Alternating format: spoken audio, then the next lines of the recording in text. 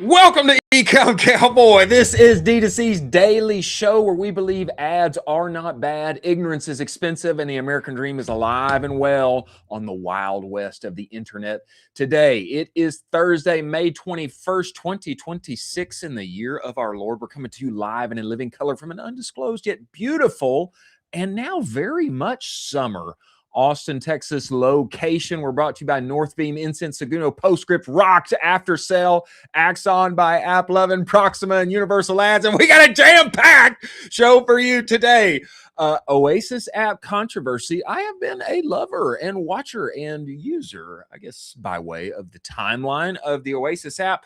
They had a post go viral. They deleted it, and much of the D2C community is very upset by it. We are going to get into it. Northbeam is bringing us data showing that Meta CPCs are falling. Good, right? Conversion rates are as well. We're going to dive into why and what is there to do afterward. Gemini and CapCut are officially integrated. You're going to be able to edit all of your winsome videos inside of Gemini's new Omni model with CapCut right there inside of your whole situation. We are going to be joined by Oisin, O'Connor, and Aidan Thibodeaux, co-founder and CEO of Recharge, CEO of Skio. They are now a part of the same big family. They are going to join us and talk about the largest private acquisition inside of our space. We also have Noah Tucker, founder of Social Snowball, that has been acquired, and he is coming to us. What is he doing? What is the future of affiliates, etc.? We are going to talk with him today.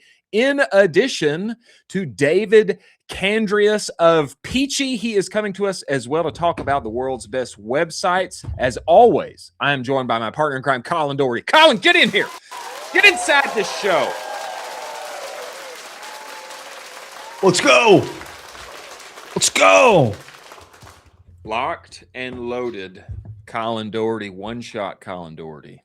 One-shot Doherty, as they call him on the mean streets of the Wild West. Now, Colin, I don't know if you saw this yesterday, but there was much talk to be had about a particular post from the Oasis app, which I have been a big fan of. I've enjoyed upon the timeline. I feel like it's, brought some unique value to what we do inside of e-commerce, CPG, etc. But they had a post yesterday that went viral and they deleted, and many people are upset about it. James Murphy had this to say. Original post is now deleted. Jack, bring us to the next one. I think we need to see the original post. And I think in the next tweet, he brings it up. Yeah, let's see this. Is this it? No, this isn't it either. This isn't it either. There is an original post where it shows it. Actually, I'll read it to you. I have it. There's a second post from James Murphy here inside of our run-up show. I'm going to read it to you right now.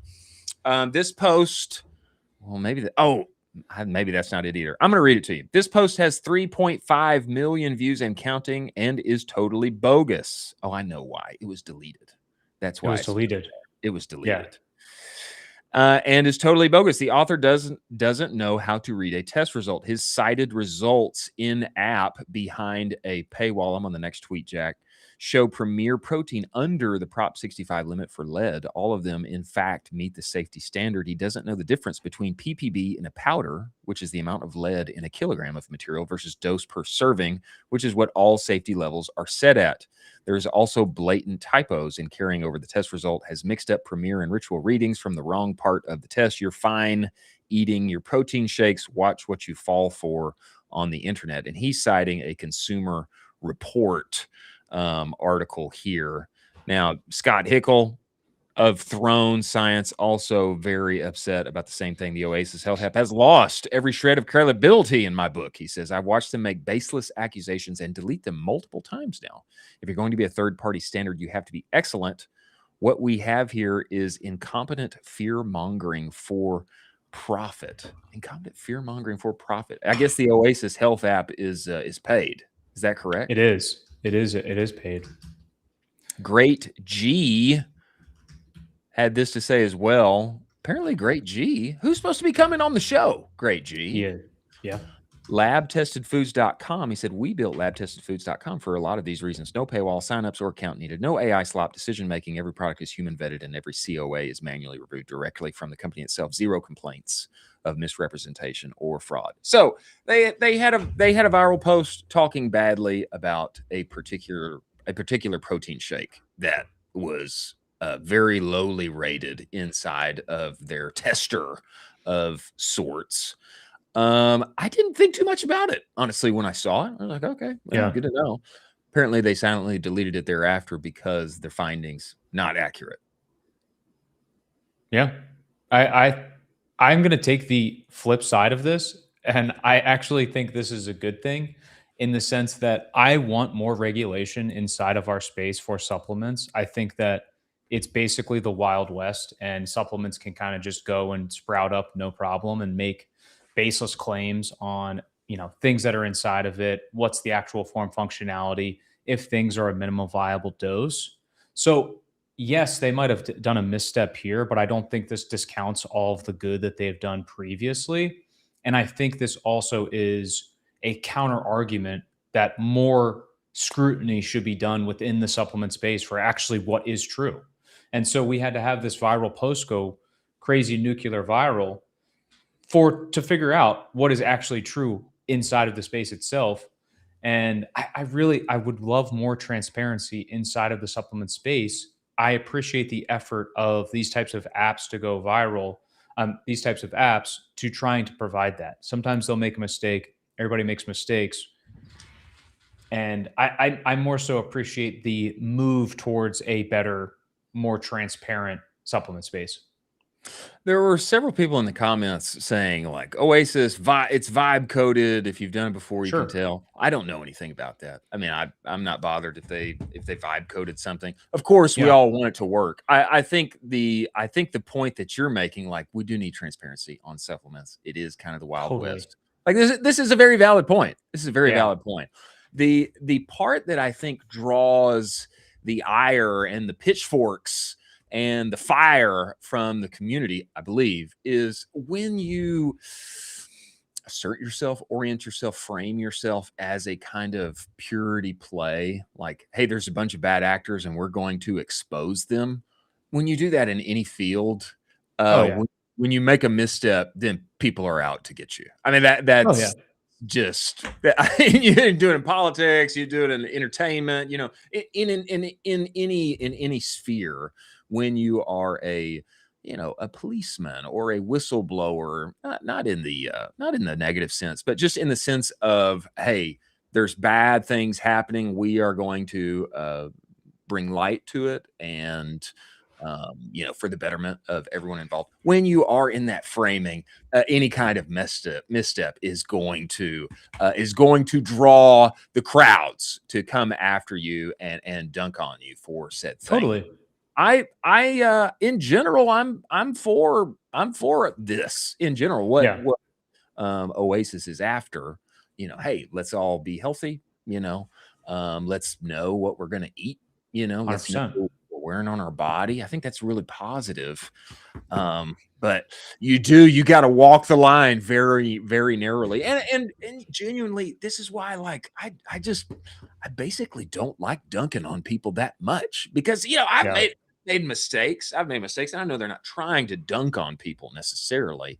But if you do get information wrong, it can severely affect real businesses thereafter, which I think is what some people are trying to bring up here. Yeah, I think the same thing can be said what has happened with Brian Johnson. If you want to talk about, someone within this health space, basically kind of positioning themselves as greater than thou. And he's made a couple mistakes over his, content journey, and people will just jump on him like you would not believe. And basically just say, now that you've made that mistake, everything that you have worked for the past 3 to 5 years is completely baseless. And it's like, well, the world really doesn't work like that.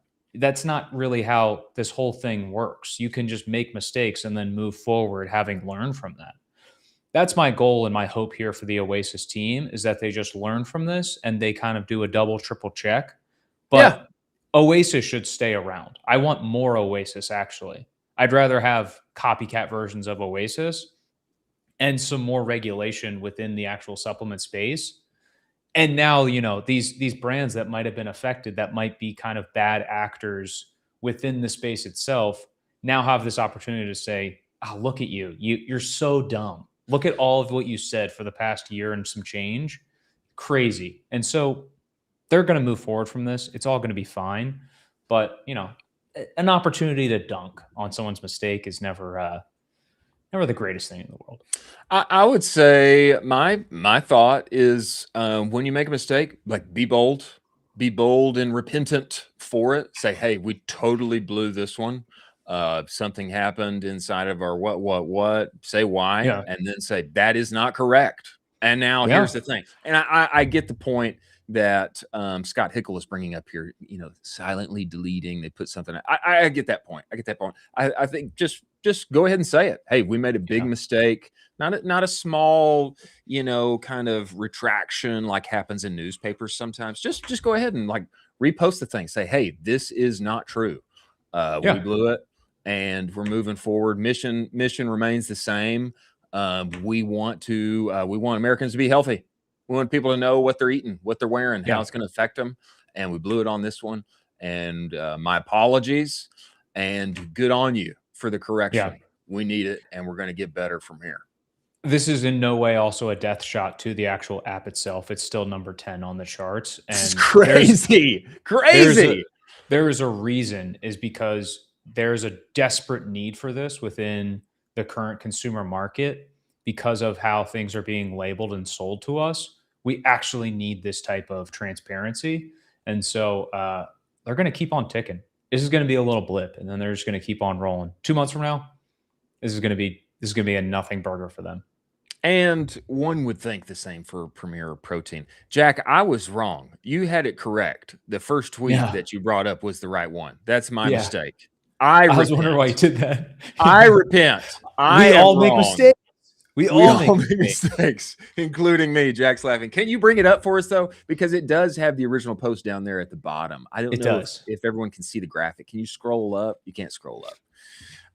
But down there at the bottom is the original post. And I'll just give you guys like the TLDR. Oh, yeah, Jack has it here. I'll give you the TLDR here. Toxic heavy metals detected in 70% of protein powders tested. Premier Protein. Oh, actually, they're calling out other people. Huel Black Edition, Transparent Labs, Garden of Life Raw Organic. Okay, so this was I thought it was just about Premier Protein. Apparently not. Multiple. 3,116% lead. So there's multiple people that they were coming after here, and they got good viewers for it, but retracted because one would think they realize, some incorrect information here.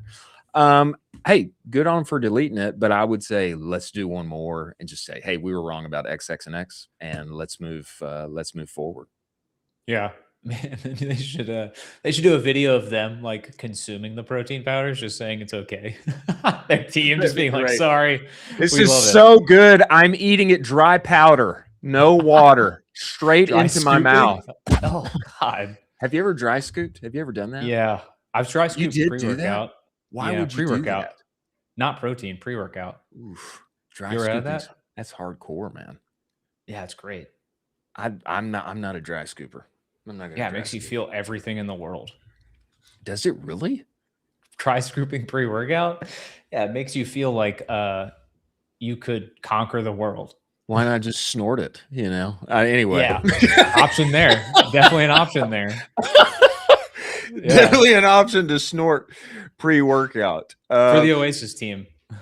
Interesting to see. I mean, I think still very relevant in the CPG conversation, and hopefully there is a mending of the fences and a moving forward. As we move forward to our stories of the day, ladies and gentlemen, let us talk about rocked Aftersell. Most D2C brands, they are obsessed with getting the next net new customer, as they should be. But the real lever is making more money with the orders you already get. If you're getting 5,000 orders a month, just think about what adding another $3 to $4 to each one of those would be like. What would that do for your business without touching your ads. Now, that is exactly what Olokai, Cozy Earth, Groove Live, many brands just like this are doing with Rocked Aftersell right now, adding post-purchase upsell, downsells from the cart through the thank you page, and then stacking extra 30 or 50 cents at the end of those orders just by showing offers from Disney Plus, Venmo, etc. This is high margin value straight to your bottom line. No hit to conversion, no hit to LTV. And you can be live within minutes. It is a no-brainer. Go to aftersell.com/offers, URL scrolling across the screen below. Get on Rocked Aftersell today. Many thanks for them being part of the show.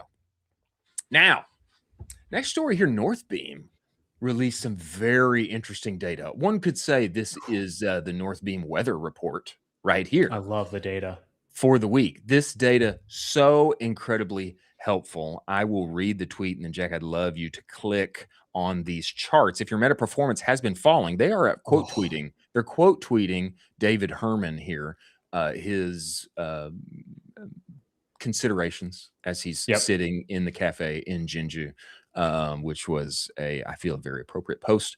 And Northbeam says here, if your meta performance has been falling, you're not alone.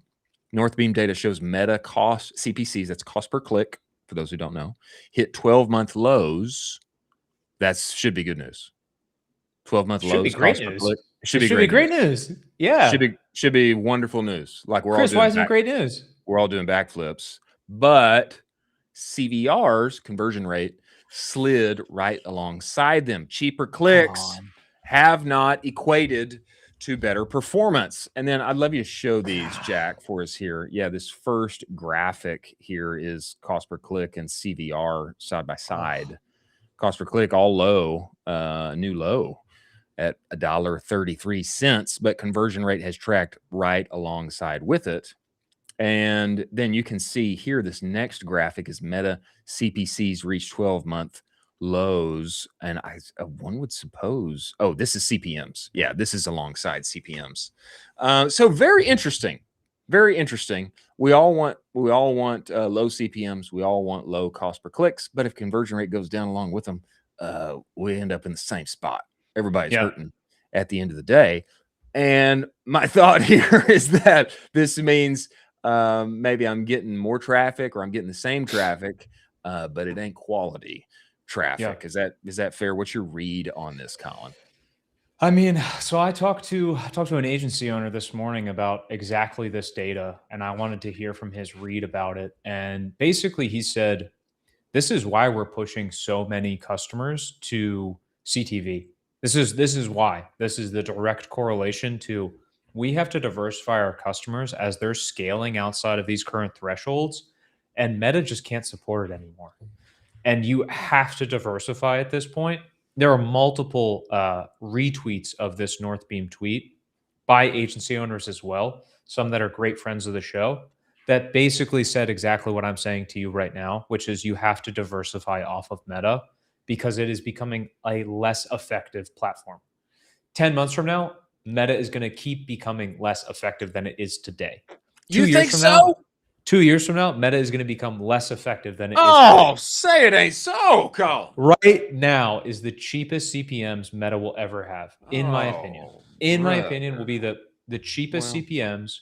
And from here on out, it's just going to keep getting harder and harder on Meta. You know, we've hammered expensive CPMs like so much with Meta. Maybe according to this chart, what we should really be looking at is conversion rate. Should really be, where's my conversion rate? You know, maybe my CPMs are going up is fine as long as those bad boys actually convert and get over the line. Ron Ecomm had some similar things to say. Oh, well, this is from Sam Piliero. He had this to say: bigger buttons, accidental clicks, lower CPC, low quality traffic, high bounce rate, low conversion rate, death loop of poorly trained pixel. I don't know if it's the poorly trained pixel, but his methodology and reasoning makes total sense here. People were commenting, well, now, like when you swipe up, you only see the first 3 or 4 comments on Instagram. Then you keep swiping, then it clicks and goes to the website. That counts as a click. Somebody wasn't meaning for it to count as a click. Thus, you know, CPCs go down, conversion rate goes down as well, because you got people going to your product page that weren't meaning to go there in the first place. Ron Ecomm, if you don't have this one, I've got it here, Jack. This is Meta Ads shrinkflation, is what he called it. This is Meta Ads shrinkflation, which I thought was very interesting. And then Shireen Aubert had this to say: Meta, hey, I have an idea. Let's time the collapse of performance with our Meta Marketing Summit propaganda roadshow. Jeez. Followed immediately by a mass layoff. It'll be great! 3 exclamation points. Our biggest customer group, advertisers who are skeptical degenerates, will have a ton of confidence in us. I mean, the timing is not good. The timing is not good here. I'm just like at a loss for words for everything that has transpired at that institution over the last month. And it's like, it's so unbelievable. We're going to talk about somebody who got laid off from that company, who should not have been laid off. No, I will say that right now. Yeah. There are multiple people at that company that we saw on the timeline where you're thinking, this guy is a crusher, or gal is an absolute crusher, and you're going to lay them off? Are you kidding me? Is some of the most talented people in the entire industry. It's like, do you not understand the pulse of what is going on with the consumer and advertising? Because these people were the direct conduit between the two. And so there's just this disconnect between what we actually want and what they're actually pushing forward. Just no sense right now. I would say, and I can say confidently now, I would not have said this a couple of years ago, maybe 3 years ago. I would not have said this, but I can confidently say now it's worthwhile to diversify. It is worthwhile. Let's go. I brought you over. It doesn't mean. Let's go. It doesn't mean I don't think that necessarily Meta's performance is going to get sorrier and sorrier from here on out. I mean, Zuck is the Zuck. I'm telling you. You never bet against Elon. I don't know if you ever bet against the Zuck. But wisdom would say, yeah, why not look at CTV? Get on Universal Ads, friend of the show, sponsor the show here. Try out some $10 CPMs, use some matched ad credits. Okay. Get inventory on linear streaming. Go to App11. Sean Frank, CEO of Ridge, was just on here and saying, he said that should be everyone's number 3 option. Of course, you're going to give money to Meta. Of course, you're going to give money to Google. Where should you go number 3? He said you should go to App11. Absolutely, for sure. And I can say from my own experience, it literally helped resurrect and rescue Q4 for one of my best friends inside of our industry. We're looking at his Meta account, like nothing works. What can we do? We got to get spend over to App11, and then everything's up and to the right again. I think this is just where we are today, and we just need to recognize the reality of it. And why not diversify some? Okay, why not diversify now? I think it's time. And it is interesting, the timing with all of this, with the layoffs and the things. I think that we should go to the Yoni story next. Let's do it. Jack, can we skip to the Yoni story? I mean, it's relevant. It's right here. Unfortunately, our good friend Yoni Levy of Meta is gone. This is the 4th story here inside of our stories of the day. I'm bumping it up. I will just begin to read, Jack, when you get it. You bring it up for us. I'm going to read from Yoni here, who is probably the biggest voice inside of Meta for all of us D2C degenerates. I mean, probably the biggest voice in e-commerce for all of us D2C degenerates over here who are making our living selling widgets on the interwebs. Yoni says this: 9 years of Meta, I leave with deep gratitude. Great way, honestly. Go out with class. I leave with deep gratitude for the people, for the products, for the privilege of working alongside the sharpest marketing leaders and founders in the world on their biggest growth challenges. What stays with me most is what I learned about advertising and ad products, about building businesses and managing teams, about people, about myself. Somewhere along the way, one lesson clicked harder than the rest. I could hire people smarter than me. That's awesome. I could hire people smarter than me with specialized skills I'd never have and organize them around the highest impact opportunity for advertisers and for Meta.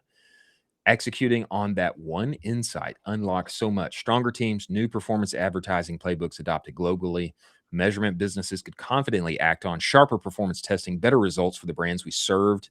To the team I'm leaving behind, I'll be cheering you on proudly and loudly. As you do even better things, you will. To the people who taught me, backed me, partnered with me, and challenged me when I needed it, thank you. Most of what I'm taking with me, I learned from you. You know who you are. As for me, there were posters on the walls over the years, sayings that landed differently depending on the chapter. The one loudest right now: what would you do if you weren't afraid? I'm going to spend some time with that one. Lot of comments here, but before we read any of them, your thoughts on this, Colin? I mean, Yoni is he's like such an advocate inside of Meta for all of us. It's just unbelievable. There's just this tone deafness from Meta on who should be valued within the company.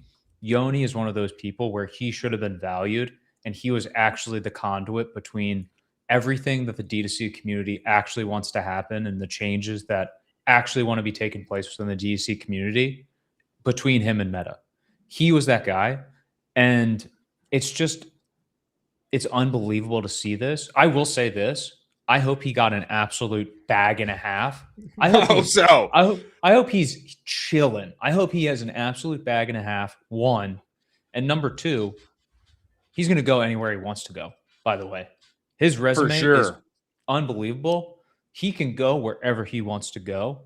And I can almost promise you, there are 50 plus DMs directly into his Twitter DMs that are like, hey, I need to talk with you right now. I want you for this, or I want you for that, or can you lead this team, or can you be this guy, or can you be that guy? Absolutely. I will say his career is not even close to being done, and I'm so excited to see what he does next. Yeah, Yoni was head of D2C and Ecomm Canada at Meta, and the comments here elucidate what he meant to the community in his role at Meta. Not that he is going away and will never exist again, but Taylor Holiday, what a wild misunderstanding of who creates value inside your organization. That major misstep. That's exactly what I'm saying here. Major misstep here by Meta. Look forward to watching you spread your wings, sir. Aaron Orendorf, you have such a force for good in our ecosystem. Constantly impressed by your willingness to share, jump in, and help. Here's to the legacy you've built and to what's next. David Herman, dude, legit sad about this. You're absolutely one of the best people I've ever had the pleasure of working with at Meta. Best of luck to you, my friend, on next steps. Matab of Carta Ventures, one of the best people at Meta I've interacted with. I know many friends feel the same. Excited to see where you go next. Cody, proud to call you a friend in the industry. Thank you for all you did for the space. And I know you'll land on your feet somewhere better. I mean, it just goes on and on. Matthew Bertulli, big loss for Meta. You'll be missed. Andrew Foxwell, huge loss for Meta. Cody Plofker, you're the man. You've had a big impact on many people, including myself. It just goes on and on and on. Yeah. Yeah, this is the kind of legacy you want to have. Is that fair? 100%. And he's going to go on to do bigger and better things, in my opinion. Makes me concerned about Meta, to be honest. What an interesting thing that just transpired is the fact that extremely talented, high agency people have now entered the field. True. So there are some incredible people where if your org was wanting to hire, you should probably consider it right now.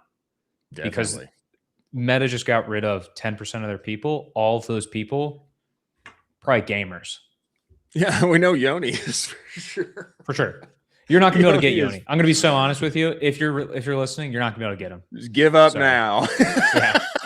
Sorry. You probably won't be able to get him, but that'd be cool if you did, but you probably won't be able to get him. Cool if you did. Be cool if he did. Cool if he ends up at App11 or Snap or Comcast. You know, I mean, there's be very interesting. Very interesting to see where he lands. Last two stories of the day here. Number one, Cloudflare CEO Matthew Prince They also Cloudflare just did a ton of layoffs. So it's more layoff news. Okay. Yeah. It's interesting his angle on this, though. He wrote at length, and Wall Street Engine covered it for us here. Cloudflare CEO prints on how AI changes who gets laid off first. Interesting question. Who gets laid off first? 2 weeks ago, I laid off more than 20% of my workforce. Crazy. Did you know this? I didn't know this. I didn't know this. I mean, you keep going. This is just unbelievably terrible messaging. I didn't do it because Cloudflare is struggling. We posted record revenue growth, have strong free cash flow, baby, and are adding an unprecedented number of customers around the world. I did it because business is changing. And to win in the future, Cloudflare needs to change with it. We haven't found another example in U.S. business history of a public company growing at more than 30%. They laid off more than 20% of its workforce. Yet, what we did is likely to become the norm over the next year. And I mean, probably the case. 100%. Probably the case. Word for the wise. Yet what we did is likely to become the norm. This is a story about artificial intelligence, but executives and commentators are misunderstanding how it will disrupt business and who will be affected. Who will be affected? AI isn't coming for builders or sellers. It is coming for measurers. Tireless, independent, efficient, and available AI systems can now measure an organization with a level of objective detail and precision that was previously impossible, even for the best employees. For Cloudflare, internal audit previously picked a handful of business risk areas to scrutinize each quarter. Now we're moving to a system in which every business risk is audited continuously. We're closing our books faster. We're making fewer mistakes and catching the ones we do more reliably. As CEO, I've never had better tools to measure exactly how the business is performing, including identifying our rising stars. Vast majority of those we laid off last week were measurers. We cut middle managers across the organization because AI allows us to have more direct reports per manager while still measuring and mentoring our teams effectively. Consolidated our operations functions into a single group that can support teams across the business using AI to gain specific expertise when needed. We significantly reduced our marketing team. I say again, we significantly reduced our marketing team, which, like in most companies, was teaming with measurers. Across our finance team, we found opportunities to consolidate and automate. I found this one especially interesting as well. We received almost 1 million applicants for 1,000 paid internships this summer. Interns we hired are extremely qualified and AI native. They're all builders or sellers, and we expect that the majority will get full-time offers. I think very interesting. I'm glad that he put words to this. I do agree with him, likely to continue to be the case, growing profits, reducing workforce. I find it noteworthy. It's middle managers, it's measurers, as he would call them, that are going out the door first. Yeah, I mean, that's the case, except for when the AI hallucinates and you're operating on wrong data. We covered a story, Chris. I don't know if you remember this, where I think it was the head of sales or the chief sales officer was basically operating from wrong data for the last.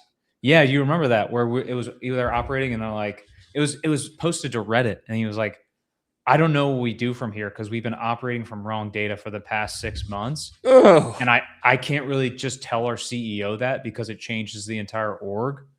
And so, yeah, keep getting rid of all of the measurers, keep getting rid of all of the people that are fact checking your work, and your work's going to get pretty bad.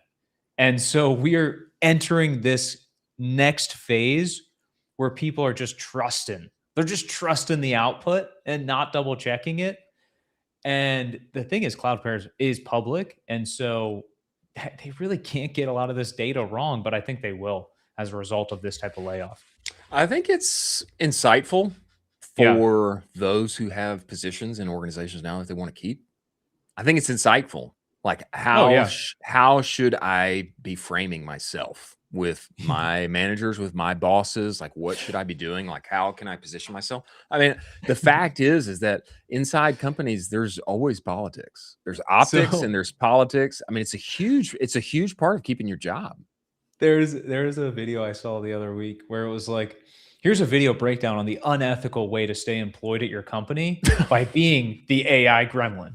And basically he made like a Claude prompt for himself to like post in the company Slack every single day using an AI keyword and then Okay. like a piece of news, and then he is like that guy. Like he's the AI guy at the company now. Yes. And it's like he's just inundating himself as the AI guy to like an annoying extreme. But it's just wild. I mean, that is kind of what is happening now at this point. Builders and sellers. Be a builder, be a seller. I mean, Yeah. I hate to see it, but it is helpful. It is helpful and insightful. Chris, I don't know if you saw this, dude, but check this out. This is the more exciting piece of this is Figure's live again. The robots are live packaging again. Really?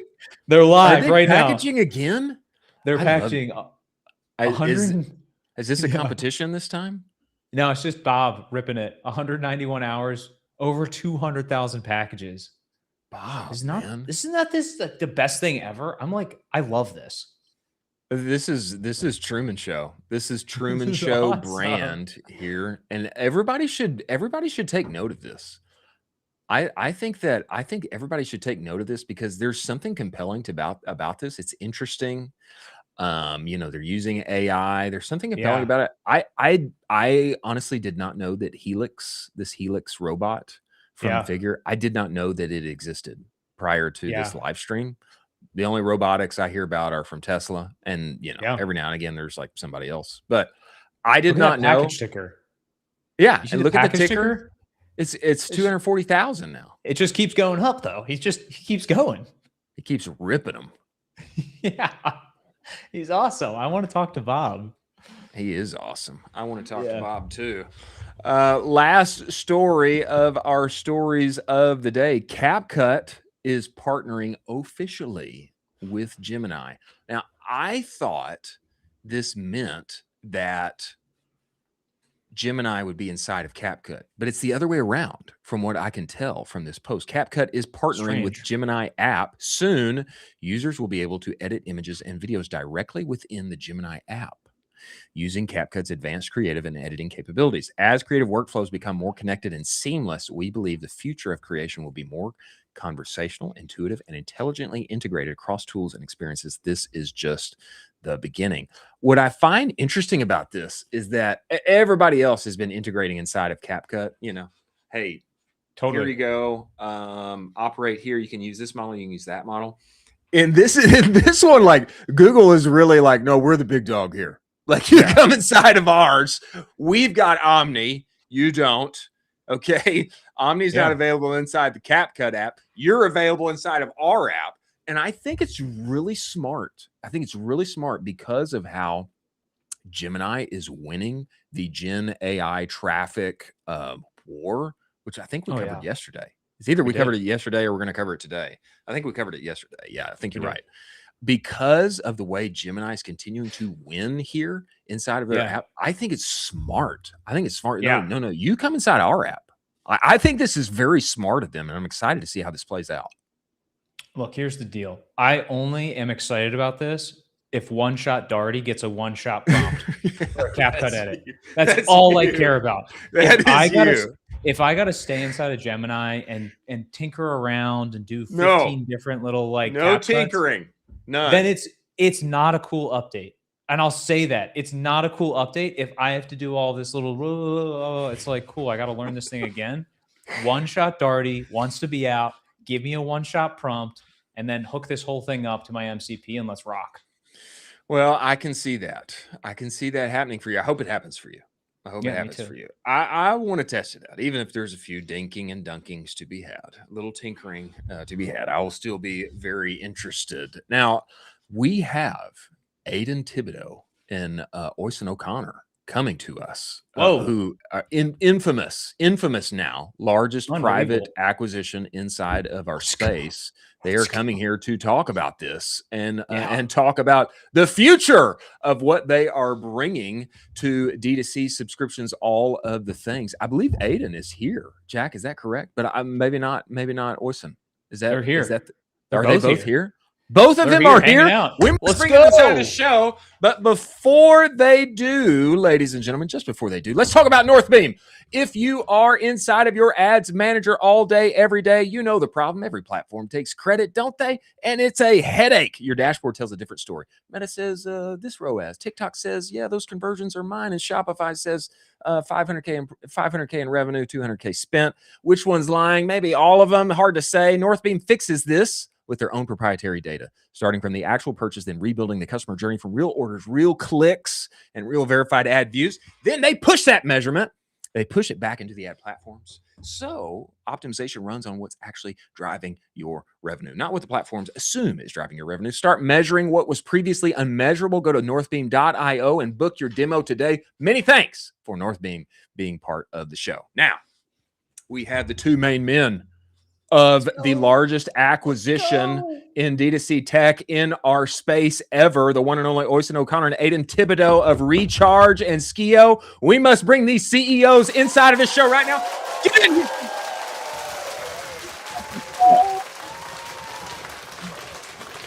Wow. Incredible.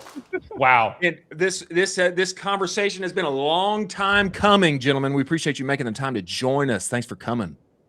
Of course. Thanks for having us. And yeah, sorry to push, I don't know, 2-3 weeks out, but we got here and that's what matters, right? Yeah, you got here. And that's what matters, gentlemen. Now, I would love for you guys to detail for us just first, man, how did this whole thing begin? Because, Recharge, Skio, we're competing, we're in this space. How did this lovely eventual marriage, work out here? How did this whole conversation begin with you guys? For sure, from like mortal enemies to best friends, I think. We love to see it. We love to see it. Yeah. No, but on a real note, like we always had very friendly and respectful competition. Like the subscription space was a pretty fucking crazy one. I think everybody got a lot of entertainment at our expense, not just Skios, but Skios, Recharges, all our other lovely and some not so lovely competitors out there. As we all went to war, essentially coming off the back of the launch of the Shopify subscriptions API. So it was like, hey, we're slinging it out with these guys. And obviously it was like mission number one. It's like they're a $2 billion company. We take them down by proxy. We should be a $2 billion company.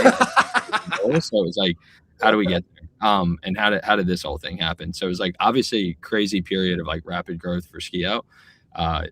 Just kind of like, I don't want to say it happened overnight or happened by accident, but did a lot of things right. Like we played a slow game. We were investing in customer support, investing in customer success, like doing a lot of like the unsexy things.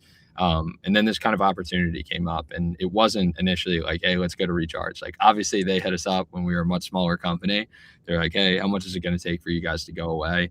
That was just kind of like a funny conversation. That's a conversation I think any business has to have. This time it was very, very different. So obviously, I think a lot of people know too much about the Skio story. It's been all over Twitter. It's been all over LinkedIn, sometimes in a positive, fun way, sometimes in a not so positive and fun way. And we did have a founder who was on the cap table who won it off. He had been removed from the business for about like 2.5 years. And we were going out saying like, hey, like, let's just find a great new partner, like a great growth partner to help the business continue to go and like go back to the space and duke it out. Right. And like, you can only go through so many calls with so many PE growth partners to tell you they're going to be great for the employees, great for the business. And nothing smelt right. And like, I don't know, our people, our customers are super and have always been super important to me. So I was just like, hey, like, I'm not going to be able to sleep with any of these sort of things. So we're just kind of like wrestling with like, how do we make it out of this thing alive sort of deal. And then the SaaS space is like Ecomm SaaS was in a very different spot. The subscription space is in a very different spot. Like there were 50 different subscription solutions. Some of them started to die off. Some of them were starting to sell off.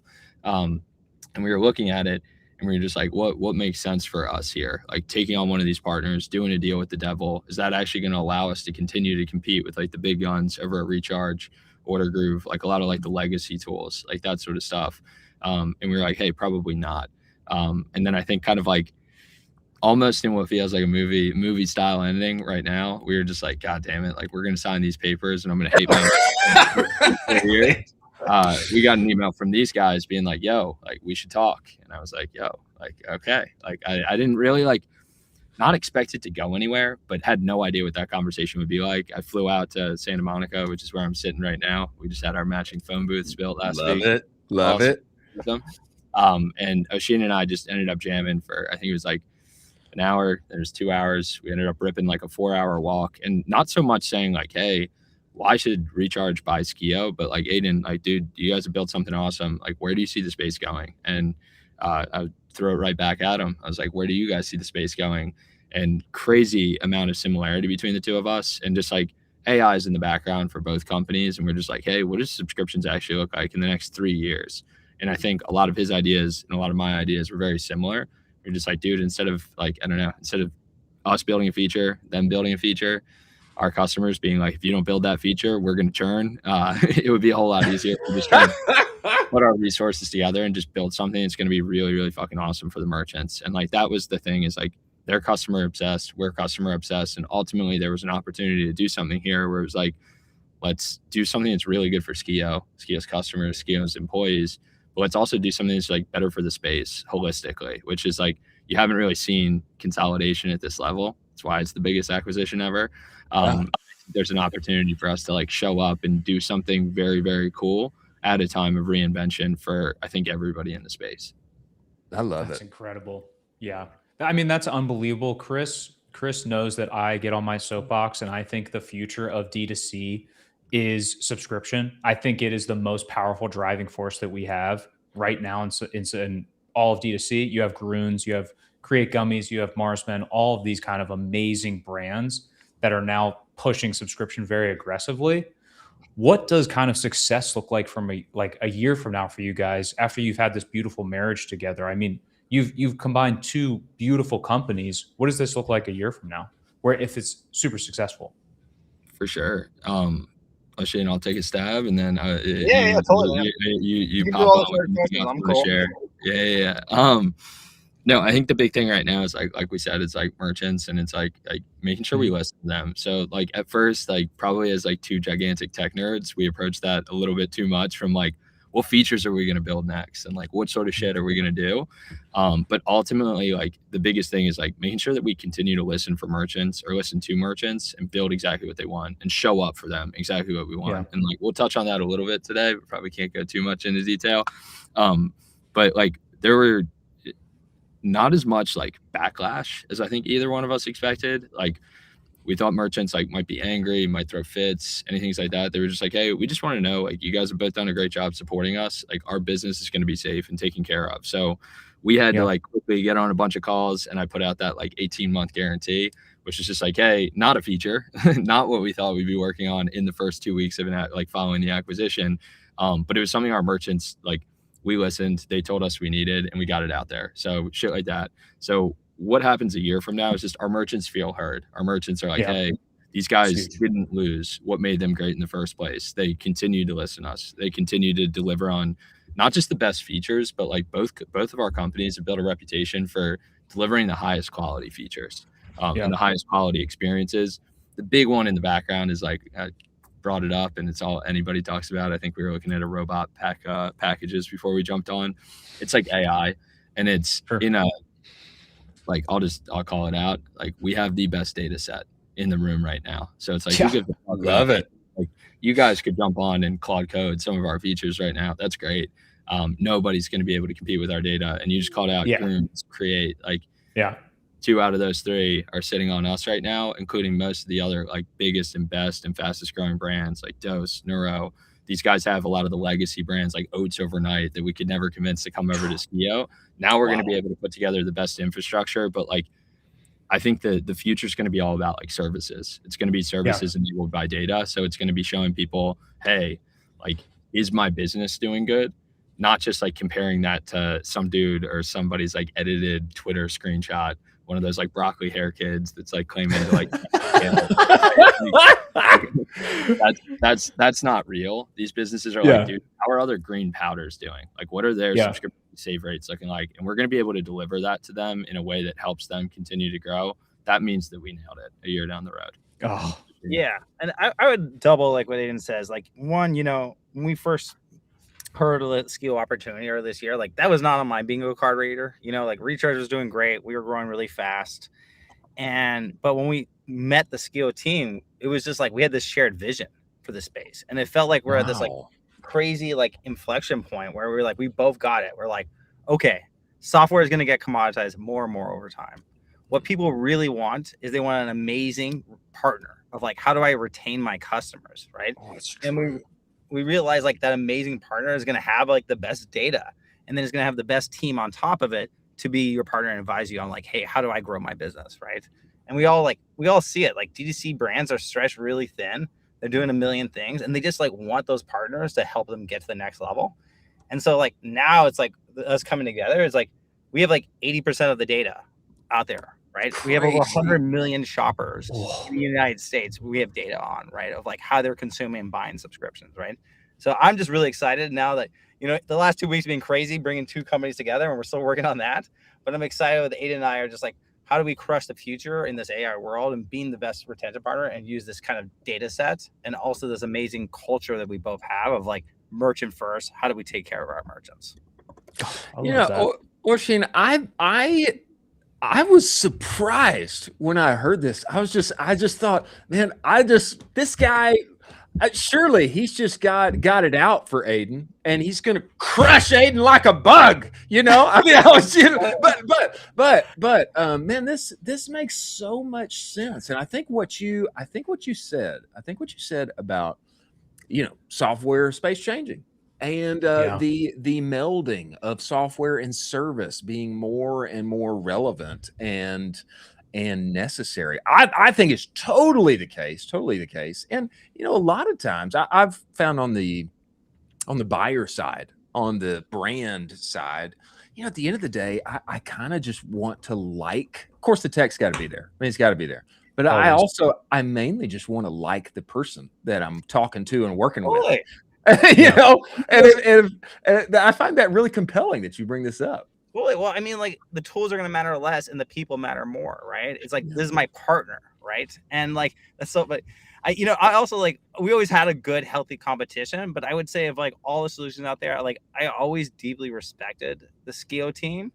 And as I met their team, I was like, holy fuck, this like reminds me oftentimes of like my Aidan, my younger self, right? Until awesome. Like I've aged so many years in the last 5 years, maybe the Delta because of everything. But like the culture and the team is so aligned, you know? And then I think like, you know, yeah, like we think about competition, but I think more we think about the merchant, right? And the mission is first of like, how do we empower these merchants? So I don't know. That's where I got excited when I got to meet Aidan. It was like, hey, that helps speed up that mission, and let's do that. That's incredible.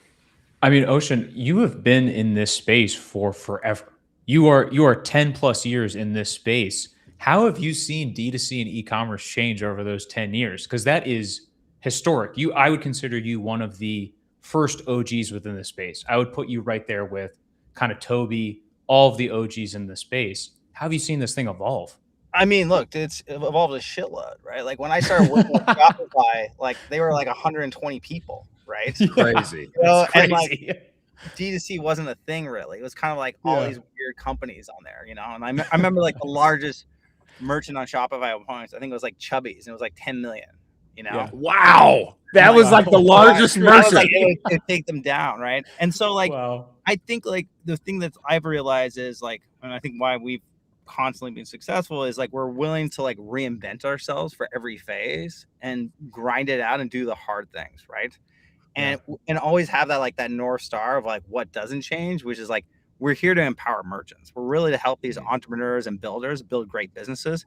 And what is like, as the world changes, how can we do that better, right? And I think with AI is like, you know, our merchants want us to like figure out, okay, cool, how do you leverage this new technology to make me sell more stuff, be more successful, right? Retain more customers, right? And so I don't know, that's like probably what I've just seen like multiple stages, and I could probably talk for hours on all the stages over the last 14 years. Because I mean, Recharge has been around for 11 years, but I did an agency and I did like 8 different apps before Recharge. So I kind of saw it before too. But yeah, so I'm excited for this new phase with Aidan here, you know, the AI phase. Tell me this. I find the point about the data set that you guys have available, it's so compelling. It's so compelling. And I remember when this announcement came out, you guys just, sprinkling, like what's going to be available, what's coming, all of the things. I think I remember something about like, I'm going to say like, hey, I want my customers to stop churning on month one. What do I do? And then you guys would have some kind of answer. Am I remembering correctly? I mean, it sounded like magic. It sounded like magic.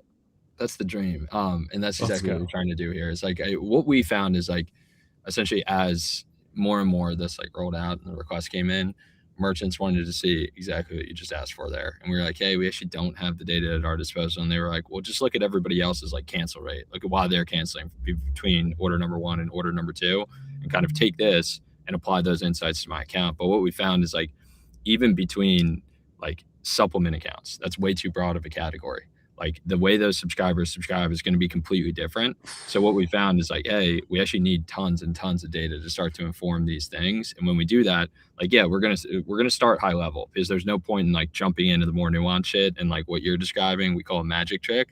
The magic trick, if we can't like nail the basics, right? So like what you're going to see first is just like data brought to our merchants in a really big way. So we're going to say, hey, couple amazing data with amazing people and an amazing platform, and bring that down. So it might be something like, hey, here's how you're performing against all other powders. Or the merchant's going to be able to go in and say like, I don't just want to see powders. I want to see other people selling creatine. I want to see other juicy and fish oil, that sort of stuff, and put that together. But then the big piece that like we don't want to overlook is like a lot of like what I saw back at Klaviyo was like, Klaviyo is an amazing tool. Could have done anything for like anybody's account. The death of like all great software is that people use about 20% of it. So what we saw with Skio is like, hey, you pair that great software with like your account reps that get managed in our shop or mentioned in our Shopify reviews. It's like people start to use 40-50% of the platform, and look at that. Now all of a sudden they're like, dude, the platform actually works. It's actually helping my business grow. So it's going to be like kind of that path, if you will, or that natural path to growth for all of our merchants. And that's exactly what it's going to look like. Juicy. I would love to double click on that, because Skio has kind of built its reputation on basically obsessive merchant services. When I think of obsessive merchant services, I think of you guys.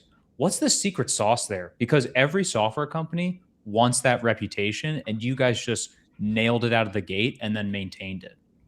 Yeah, it really is just that. And like now everybody kind of talks about obsession on Twitter, but I think I don't know, Twitter, LinkedIn, all that sort of shit, like nobody wants to show up and know what that means. And I think like, one, I don't want to sound like I compete a little bit too hard, right? Like that was something that was always like in Skio's sort of like a part of Skio's fabric, right? Which is just like show the fuck up for our merchants. But what was really interesting is like, not a lot of people know this. Skio had insane growth at first. We went out to raise this big round right around the time that the market fell apart. So we were just like, hey, we couldn't get all these dollars. And we didn't want to devalue the company in a big way, because like I had seen just investors kind of like pervert the business model of a lot of like amazing SaaS platforms, bring on a big sales team, don't deliver for your customers. So like we kind of did that like by default. We were like, we can't bring people in. So what do we want to do? We set like our North Star as 0% churn. And we were like, hey, what does that look like? And it forces you to be like obsessive about everything. The thing that like my biggest learning or lesson in this whole thing was like, I did it naturally because I'd worked with a lot of SMBs. I was a consultant before all of this. Like these are these people's businesses. And I always told our team, treat them like these people's businesses. So like if they were having an issue, I don't give a shit if it's a Saturday morning. I would leave the bars in New York on like a Friday night, come back, pour water on my head, hop on phone calls. What I didn't realize was happening was like all of our employees took note. And I was never like that top of the company being like, you guys need to be online until 10 o'clock. Like I think all those companies like backfire. I just did it naturally. And I was like, this is what our people need. And like, sometimes you're going to log off at 3. Sometimes you're going to be there for them at 7 or 8. And it became just like a part of who we hired. And then Skio could kind of like self-validate, where those people that didn't really fit in and thought that that was weird would just kind of see themselves out of the company. And we ended up having this like crazy merchant obsession, just like built into every part of the company. Wow. Oisin, I see why. I see why Skio team's got to be with Recharge. You're seeing your younger self there at play, brother. I see it. Okay, tell me this. And you know, we know you guys are busy men, and you got to go. But we got to get one thing at least before we get you out of here. Oisin, I feel like what is happening inside of our space so positive. There's actually capital to be had again. Man, we're great. seeing people get invested in. We're seeing people get acquired, especially inside of, hey, I've got a growing subscription business with predictable LTV, et cetera. There's been some McGroons, Marsmen, et cetera. You can keep going down the line. I feel like you guys are poised, like right at this crucial moment with everything that's happening in tech, things that are happening inside of D2C with subscription, et cetera. I mean, I feel like you guys are poised, like in the cresting waves of the zeitgeist and things that are happening with capital, et cetera, to really capitalize on this moment and make a huge run in what's happening inside of our space. Do you feel the same? I feel like this is a great moment in time to be at for you guys to come together. Yeah, 100%. Again, like this felt like I always like to do stuff when it like becomes like stupidly obvious, when it's like a big one-way door like this, like spending $100 million. And I think the reality is like this deal just made so much sense on all sides. Is like we met the Skio team and we're like, oh my God, love the guys. And we thought like we could learn a lot from them. We could all level up here. There's so much we can do together. It was just super exciting. We were like, oh my God, this accelerates the future together, right? The vision of what we think of being the best like partner on retention for our customers, right?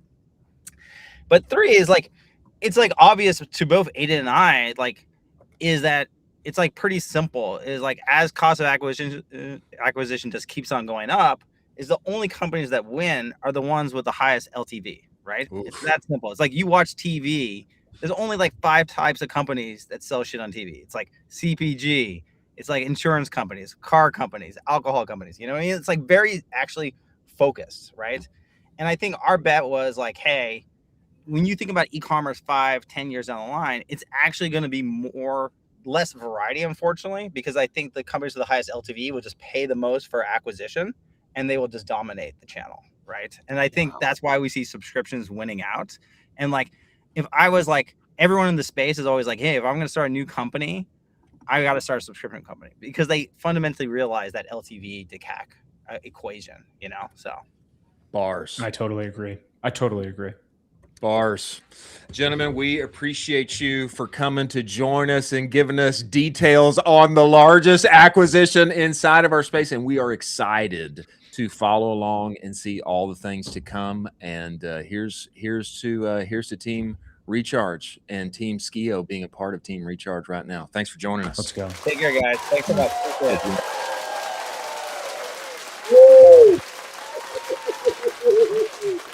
I'm excited. Bars.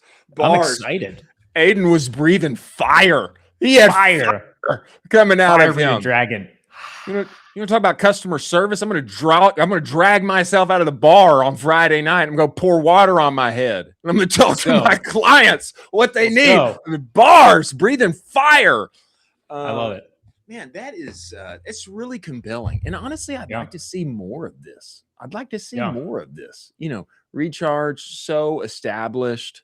Skio, the up and comer, and what are we going to do? We're going to keep fighting each other? No, let's join up here.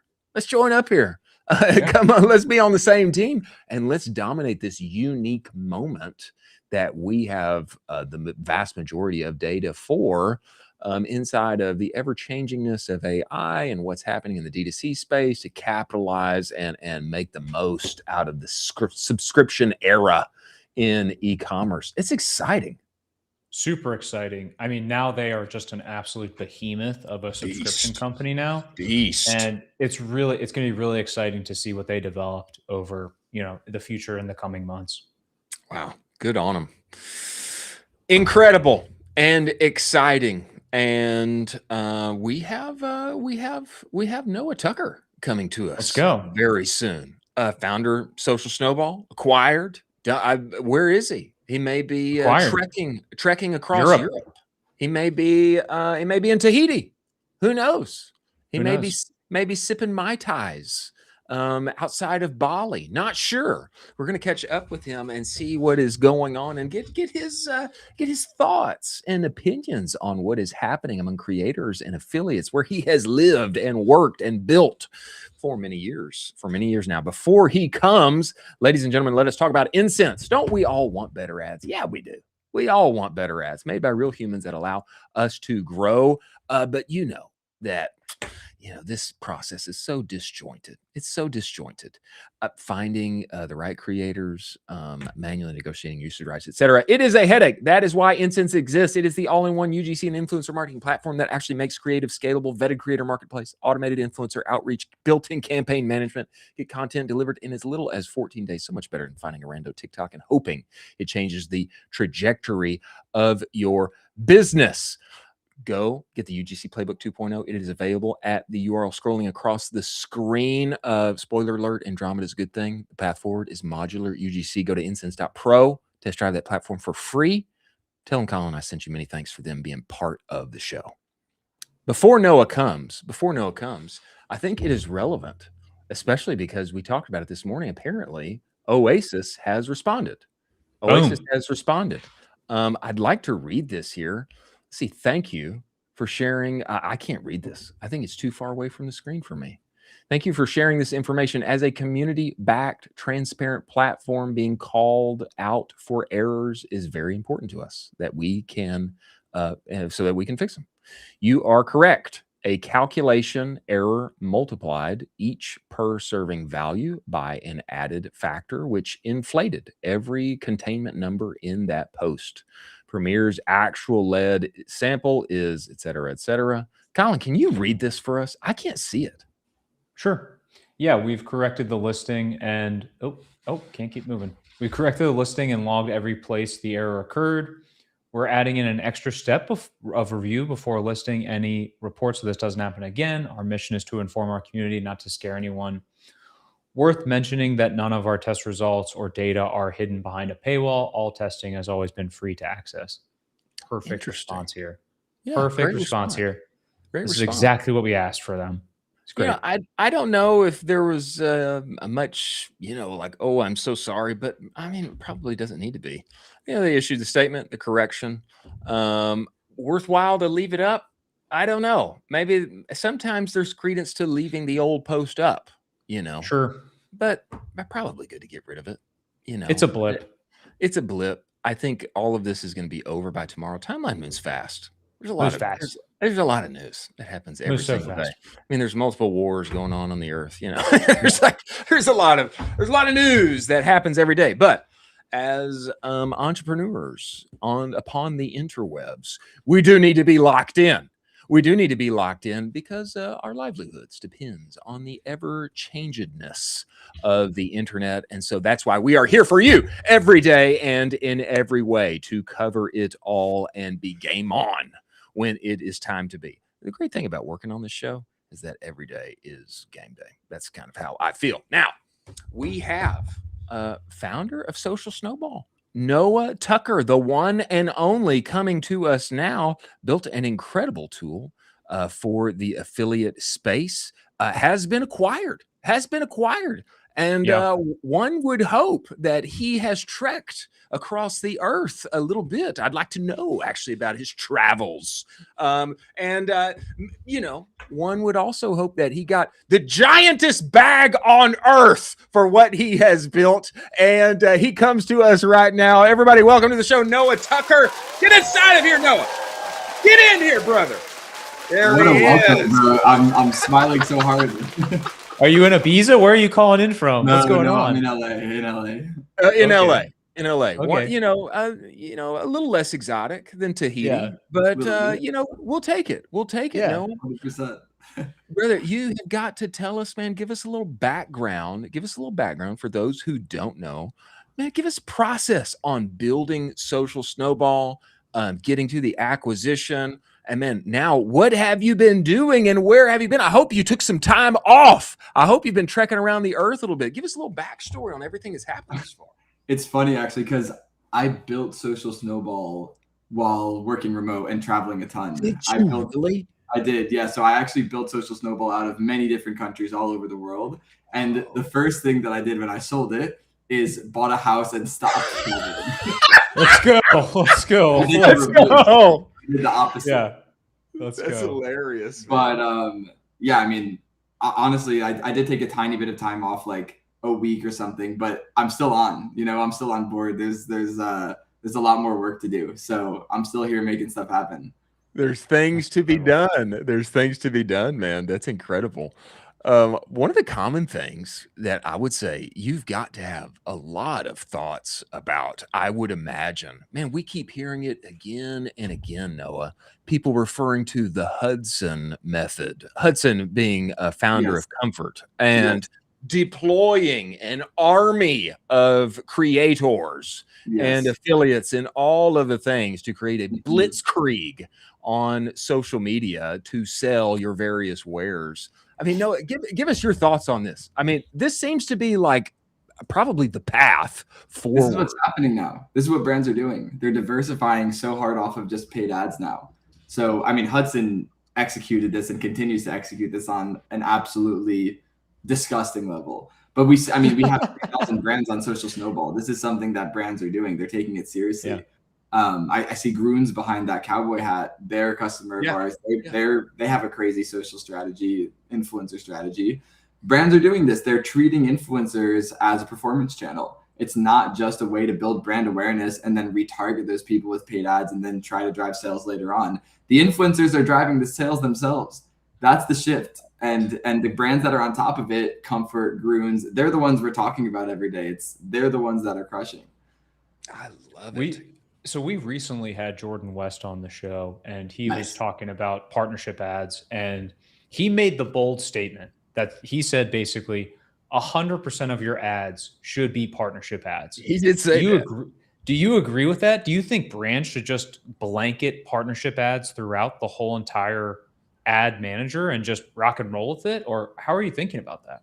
I mean, I'd say it should be a huge part of it. I don't know if I'm versed enough in meta ads in general to say it should be all of it, because I'm sure there's lots of things that work, but partnership ads really work. So yes, absolutely. It should be a huge part of the mix.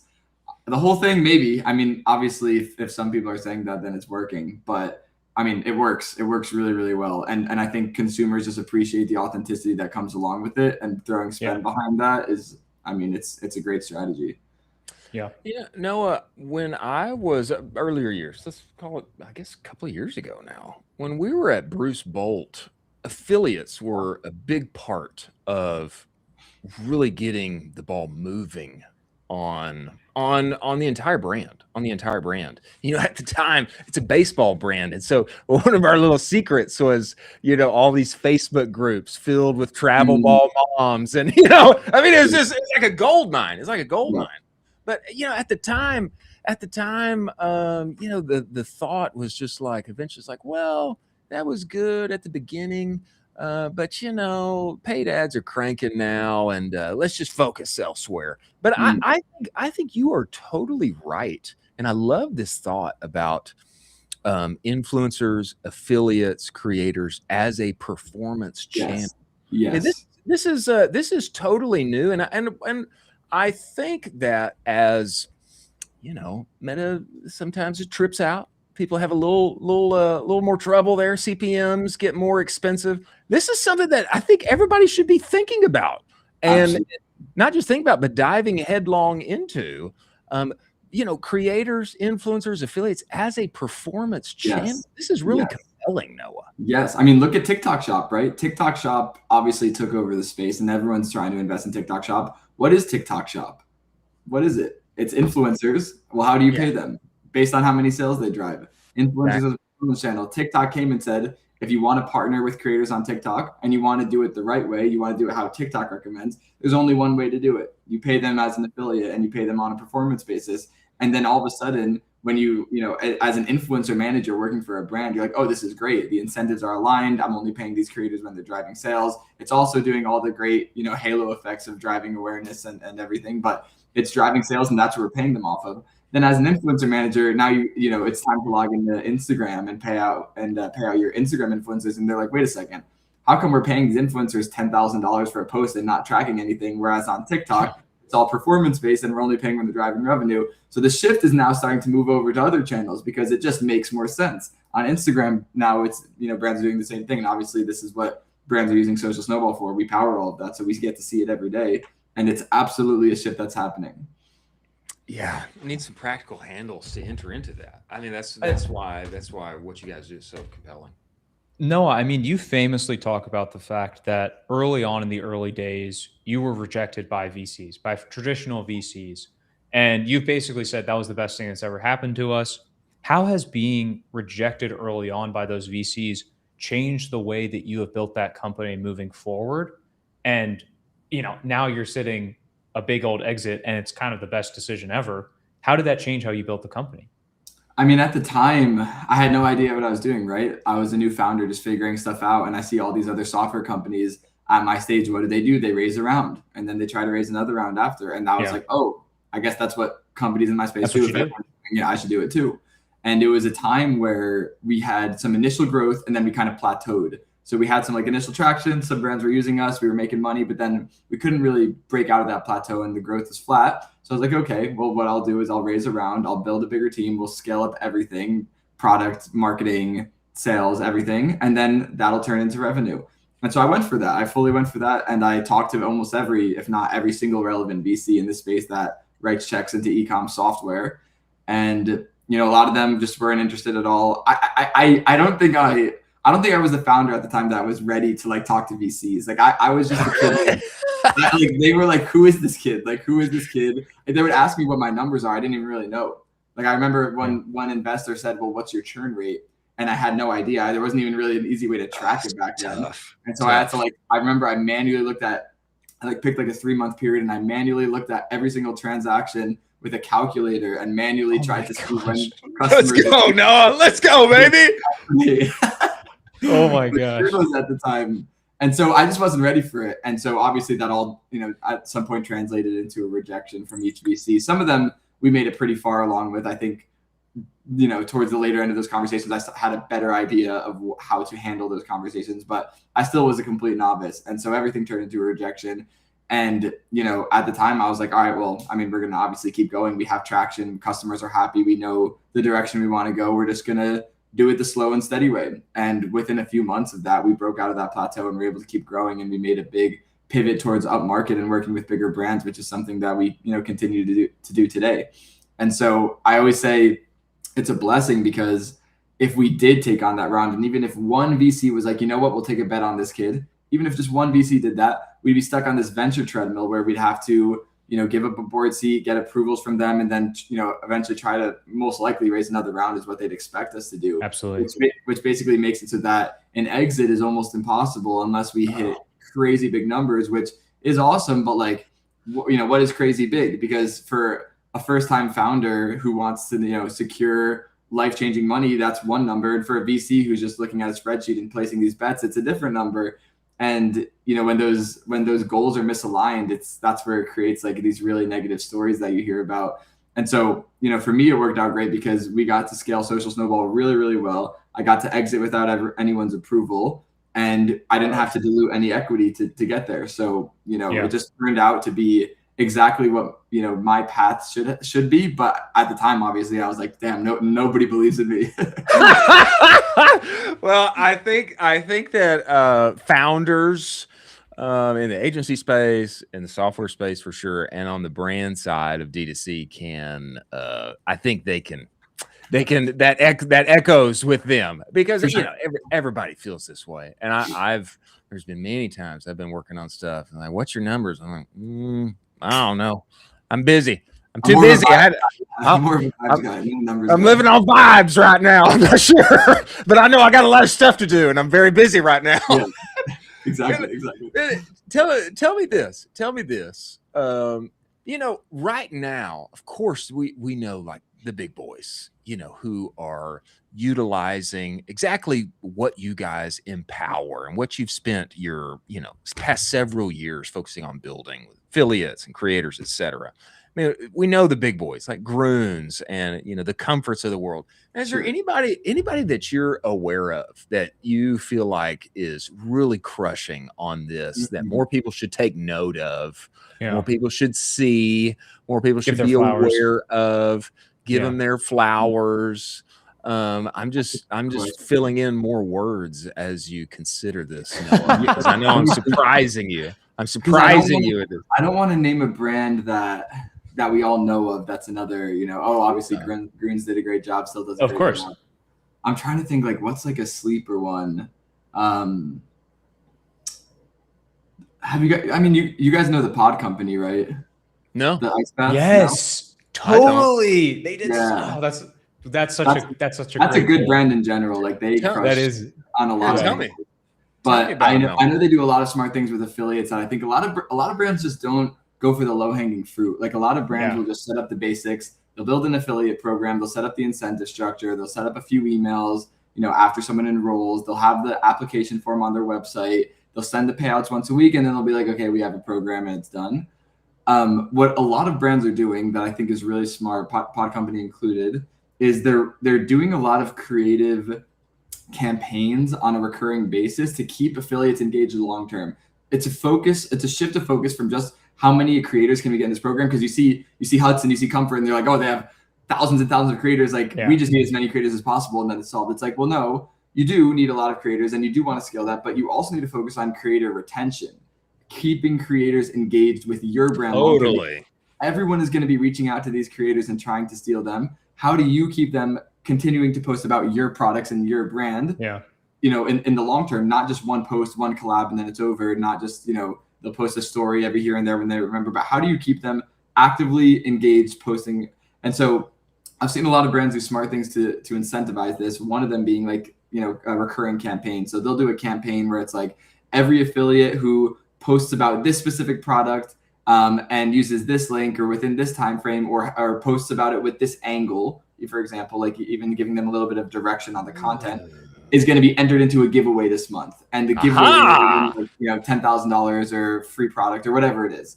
And there's so many creative things you could do with that. That's just one example. You could, it doesn't have to be a giveaway. It could just be like a bonus if you hit a certain milestone of how many referrals you drive this month. Everyone who drives over 20 referrals this month is going to get this bonus. So it's just things like that. If you're constantly in communication with the affiliates about things that are new and exciting, it keeps your brand top of mind.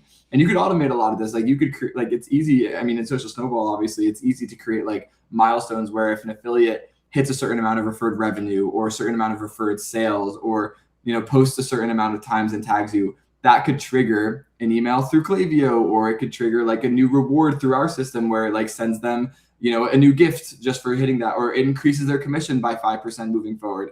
And then you could keep them excited about hitting that next milestone. So instead of just getting enrolled in a program that's kind of just flat and they know, I'll get, 15% or whatever, and that's just how it is. This keeps them always chasing the next milestone. And then you also hit them with these campaigns where it's like, oh, just for this month, everyone who does this gets entered in this giveaway. It just keeps you top of mind. So that's what I think brands need to focus on more. I think a lot of brands have adapted. Hopefully by now, a lot of brands have adopted the mentality of creators performance channel. But it's not just about getting as many creators into that channel as possible. It's about retaining them and keeping your brand top of mind. Keeping them. Wow. Absolutely. Yeah. That's incredible, man. Tell me this, Noah. Let's take me back. I'm going to put you back in my shoes. I'm going to pretend we're 4 years ago, maybe. And I am a one-man marketing team at a fast growing company. We've got a little bit of PMF, we wouldn't be growing if we didn't.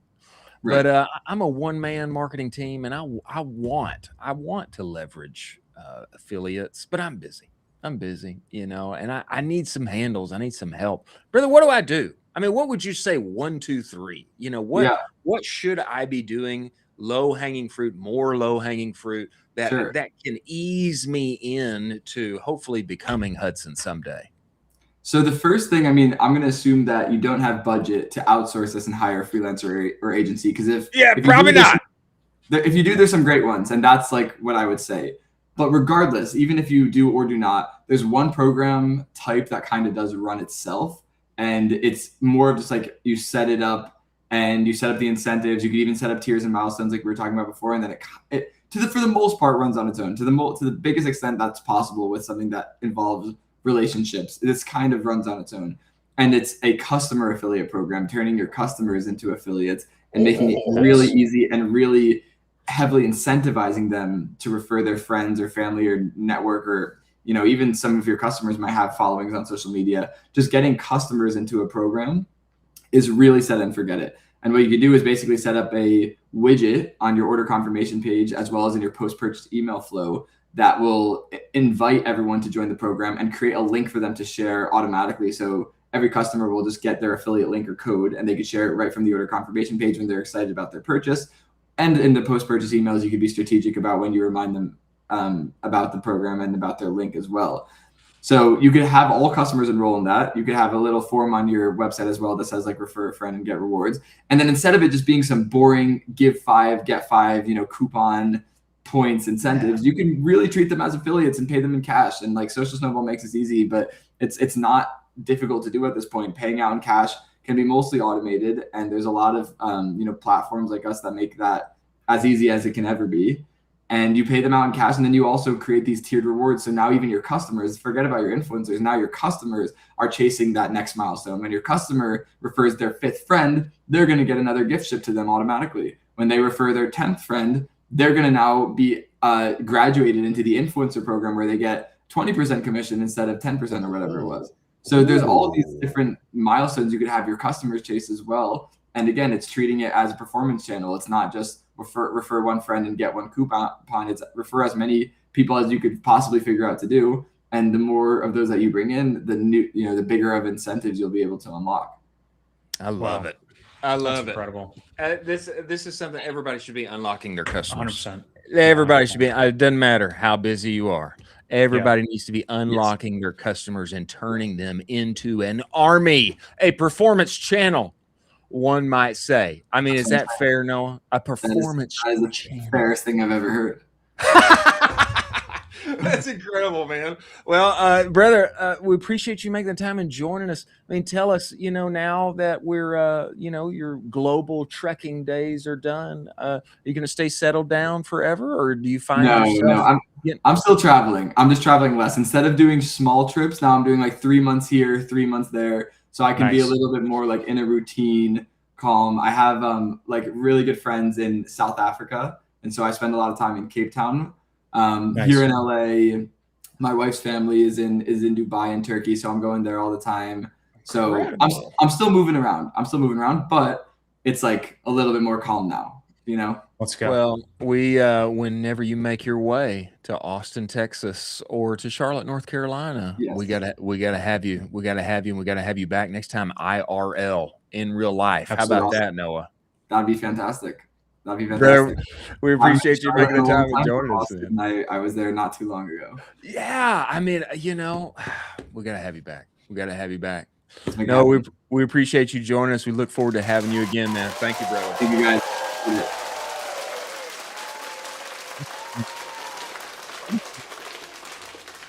What a show. What a show. What a show. And what a great builder. I so much respect the nitty gritty. I got my laptop. I'm trekking the globe, and what are my numbers? Not even sure. I'm building, baby. Let me get my calculator out. Let me figure this thing out. I'm not sure what my churn is. Let me go grab a physical calculator, and I'll get you an answer, Mr. VC. Incredible. What an incredible outcome for him, and continuing to build and add such value in our space. Noah Tuck, the one and only. Let's go. Next here on the docket, and we've got more guests coming today. We have the one and only David Candrias of Peachy coming to us later on in the show. Very exciting. But before he comes in, before we get to our lightning round of stories, let us talk about Proxima AI, ladies and gentlemen. Your buyer data already knows what ad you need to make next. You just can't read it. And that is the problem. The problem's not effort. Most of us marketers, we are thinking and considering, we got some inner sense. We're looking at what's performing, and we're briefing a little bit more, handing it off to our creative team, and we cross our fingers, hope it works out for the best. The problem is you don't have signal from your actual buyer data. And that is what Proxima changes. It reads conversions, your conversions, and conversions from over 2,000 plus e-commerce brands. It shows you exactly who's buying, what they responded to, and where your gaps are in your creative today. You connect Meta, you connect Shopify, Proxima maps every conversion back to a real buyer segment inside the commerce graph, what they buy across the web, what they respond to, who you're not reaching, and suddenly all your gaps are visible, and you know what ad you need to make. Instead of just starting with a blank page, you get a feed of creative briefs. Don't you think that would be nice? Yeah, it would. Every brief grounded in the commerce graph data your competitors don't have access to. See who bought, see what to make next. Connect your store. You get first 3 creative briefs free every month. Go and work with Proxima. Many thanks for Proxima being part of the show. Stop the slop. Next story from our lightning round here, Colin Doherty. Corey Dobbin, he says ChatGPT ad performance very bad. Wah, wah. Hate to hear it, Sad. but he says it is the case. Corey Dobbin says here, based on what I'm hearing in the industry, ChatGPT's ad performance is very bad. Very, very bad. Like significantly worse than expected. Bad enough that it makes me wonder how many daily active users are just bots / agents used to bolster the daily active user numbers. Little tinfoil hat here for Corey. Ouch. Imagine if our entire economy was based on bots, eyes emoji. Not good signal. Not good signal Not good here. signal. You know, I'll say this in the like in the political sphere, not a political show, but in the political sphere, you know, of course, you want all the data and numbers that you can have, but there's also just like feel from experienced hands. Yeah. And, you know, you have to factor that in. And regardless of what charts and all the data numbers and the things that you see, you have to take note when some people have some feel, some experienced hand. You know, I'm hearing not good things. I'm hearing it's very bad. Makes me wonder about the daily active users. Your thoughts on this, Colin? Yeah, I mean, I'll say this is their first swing at this. And so they're just coming out of the gate with an ads platform. This is their first little step into this direction. So give them a little bit of give them some time. Give them a little time to kind of bake this thing out, make it into a true ads platform. I think we're all so used to the fact that Meta has basically been an ads platform for the past 10 plus years at this point. And so we're used to that, how, you know, robust that is. And so, you know, you got to wait a little bit. It'll get there, in my opinion. I think it'll get there, but I'd love for OpenAI to really fine tune this quickly and make it exceptional so that there's a huge splash within the community itself. I have an incredible idea. Hit me. Sam Altman needs to go hire Yoni. Oh my Sam God, Altman needs to hire Yoni now. That'd be a great grab. Great grab. I mean, talk about boosting confidence inside of the entire direct-to-consumer segment. Talk about like boosting confidence in the entire e-commerce community. You go and bring Yoni into chat and you say, hey, man, I need your help in making chat ads awesome for e-commerce communities. So they'll dump bags in here continually. Can you help me? I think Yoni can do it. And OpenAI has the budget to afford Yoni as well. So they do. There's the perfect match made in heaven. Perfect match made in heaven. Yoni only requires 8 figures per year, right? Yeah, maybe 9. Well, plus our referral fee for the idea. We'll take that. We'll take that. Yeah. But you know, I'm joking, but I'm also totally legitimate. So you're so serious. I am so serious.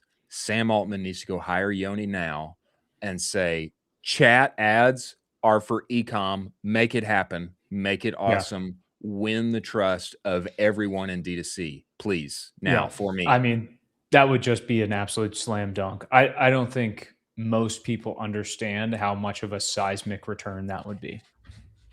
And you know, Yoni, his position before head of Ecomm D2C Canada, we need all of North America for Yoni. Absolutely. I think at least all of North America, if not global. I mean, he needs to come on the show. And then Yoni, we need you on the show. We need you on the show. We have talked several times. Incredible person.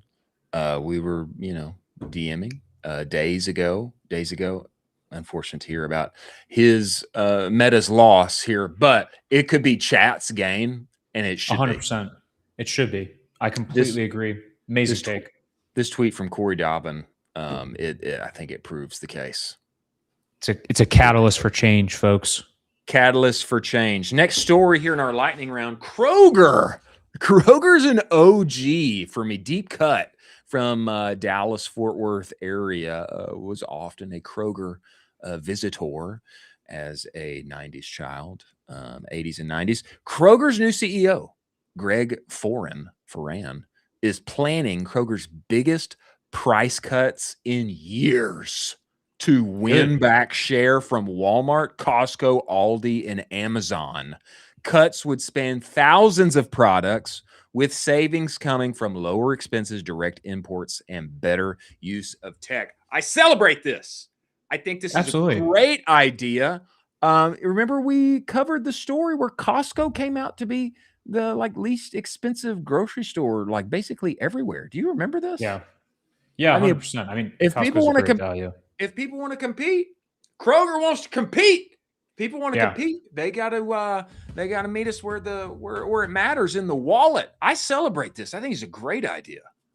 Yeah, the consumer is really struggling in the wallet for, groceries and all of the above. I will say Kroger's was wildly expensive. If you go to Kroger, you're dropping a bag. Is it? It's pretty expensive. I only remember it from the 90s. I literally haven't been in probably 30 years.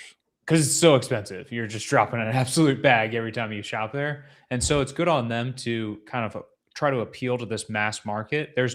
We are seeing a split for grocers where it is hyper, wealth and upscale. You got the Erewhons of the world, the Laurels of the world.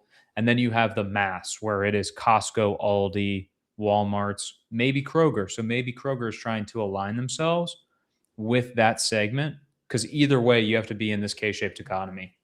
And I would say there's a way to do it. Costco is the example. There's a way to do it where you actually do give people great prices, but your facade feels, we're gated. We're gated. Yeah. You not just anybody can come in here. Membership. There's a way to do it where you can seem mastige, but actually you're the cheapest option on the block.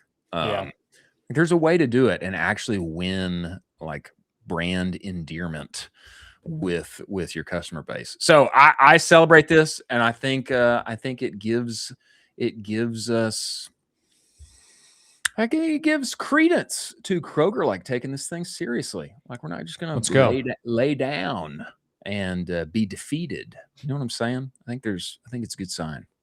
It's good that they're adapting. They are adapting. It shows that they're on it, and good to see. Kroger getting more affordable. New flavors from Bush Beans. This was hot on the timeline yesterday. I don't want this. From the one and only Nate Rosen. He got the Bush Beans diversified flavors. Number 1, dill pickle. Love. Gimme. I want. Fair. I want the pickle beans. I do. Fair. I want the pickle beans. Let me skip to number 3 here. Apple pie. I'm not sure about that one. A little weird. I don't like that. A little weird. Most weird, Rocket Pop. Rocket Pop flavored beans. The most weird. He did get them though. I don't want this. Before the big reveal, do you think he liked the Rocket Pop beans? Do you think? Oh, it's probably disgusting. The one and only Nate Rosen has spoken. Next tweet here, Jack. He has spoken. Not Update. Good. Not good. I will say the kind of the dribble of the bean juice on the plate with the open can. It's horrible. It definitely doesn't look appetizing. The way that it's framed there, just a little bean juice dripping on the plate with some open can to be had. I guess he didn't warm them up. Well, one question is if it's Rocket Pop flavored, are these meant to be eaten cold? You have to ask the question. Rocket Pops. Here's my tinfoil hat theory about this. You ready for this? Yeah, give it. I think the dill pickle is the real flavor that they were actually launching, The other two are decoy flavors that they're using as marketing expenses to then get headlines. That's probably true. Because I think the main one is that Rocket Pop, because it's so repulsive that they're actually garnering so much earned media attention that they can basically just say the COGS are what we would have spent on marketing. We can bake that out. We're probably not going to sell many of these. Maybe some will be collector's items, but the real one is dill pickle. I like that. That's smart. Smart marketing there on your side. Maybe I'm giving them too much credence. Maybe I'm just I'm going too big brain on it, but it seems to be working out that way. I will say this. I'm looking at the website right now. These were sold as a summer limited edition multi-pack. Okay. Oh. Guess how much this multi-pack was? It's 3 of them. 3 of them. Just 3? Just 3. $20? $5. Wow. $5. I thought if it was a limited edition, they jack it, but I guess not. $5. And I will say the packaging is gorgeous. I'm looking at the packaging right now. Wow. I mean, it is fancy. It's fancy. Unexpected from Bush's baked beans, but wow, incredible. More people should do this. And it looks like it's something interesting. It's something interesting. And I am always a believer that brands should start doing interesting stuff, even if it's a swing and a miss. They've got summer picnic swag inside. It's not just Vibes. the 3 cans. They're going to give you summer picnic swag. This is beautiful packaging. Beautiful packaging. I'm very impressed. I like it. And whatever weird flavor is coming out next, Bush's baked beans, we request. I'm happy to try all weird flavors, even Rocket Pop. Next story from our lightning round. This comes to us by way of Adweek. Target Q1 numbers are up. They are up and up significantly. This is after 3 years of missed sales. Did you know this? Did you know Target had missed sales for 3 years? They started to become not Target anymore. They started to become not cool anymore. And so there's hopefully going to be this revitalization, but they are warning of upcoming headwinds. So I don't think they're quite out of the storm yet. It's kind of like they're peeking their head up and saying like, all right, we just got, our teeth kicked in for a little bit, 3 years. And we think we can kind of get out of this, but there's going to be more headwinds as the consumer gets squeezed even more.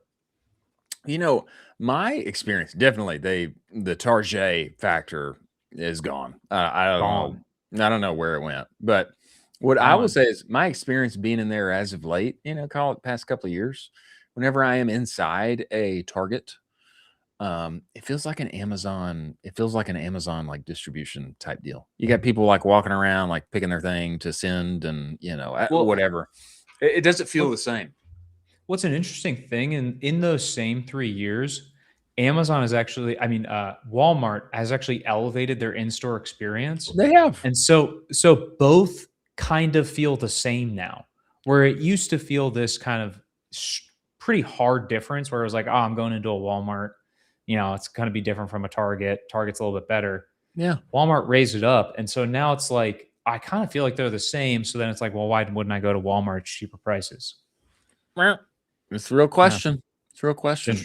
I do have a new Target that is coming to my area, and I do look forward to going there. But we'll see. I'm open. I want Target to come back, and I know they're saying like, don't take our growth too seriously, but I want it to go up because they have so many D2C products, D2C brands they're using, that TikTok views and such, and I love the way that is happening. And Colin McGuire, CEO of Glimmer, has called that out. He's long Target because he's long D2C.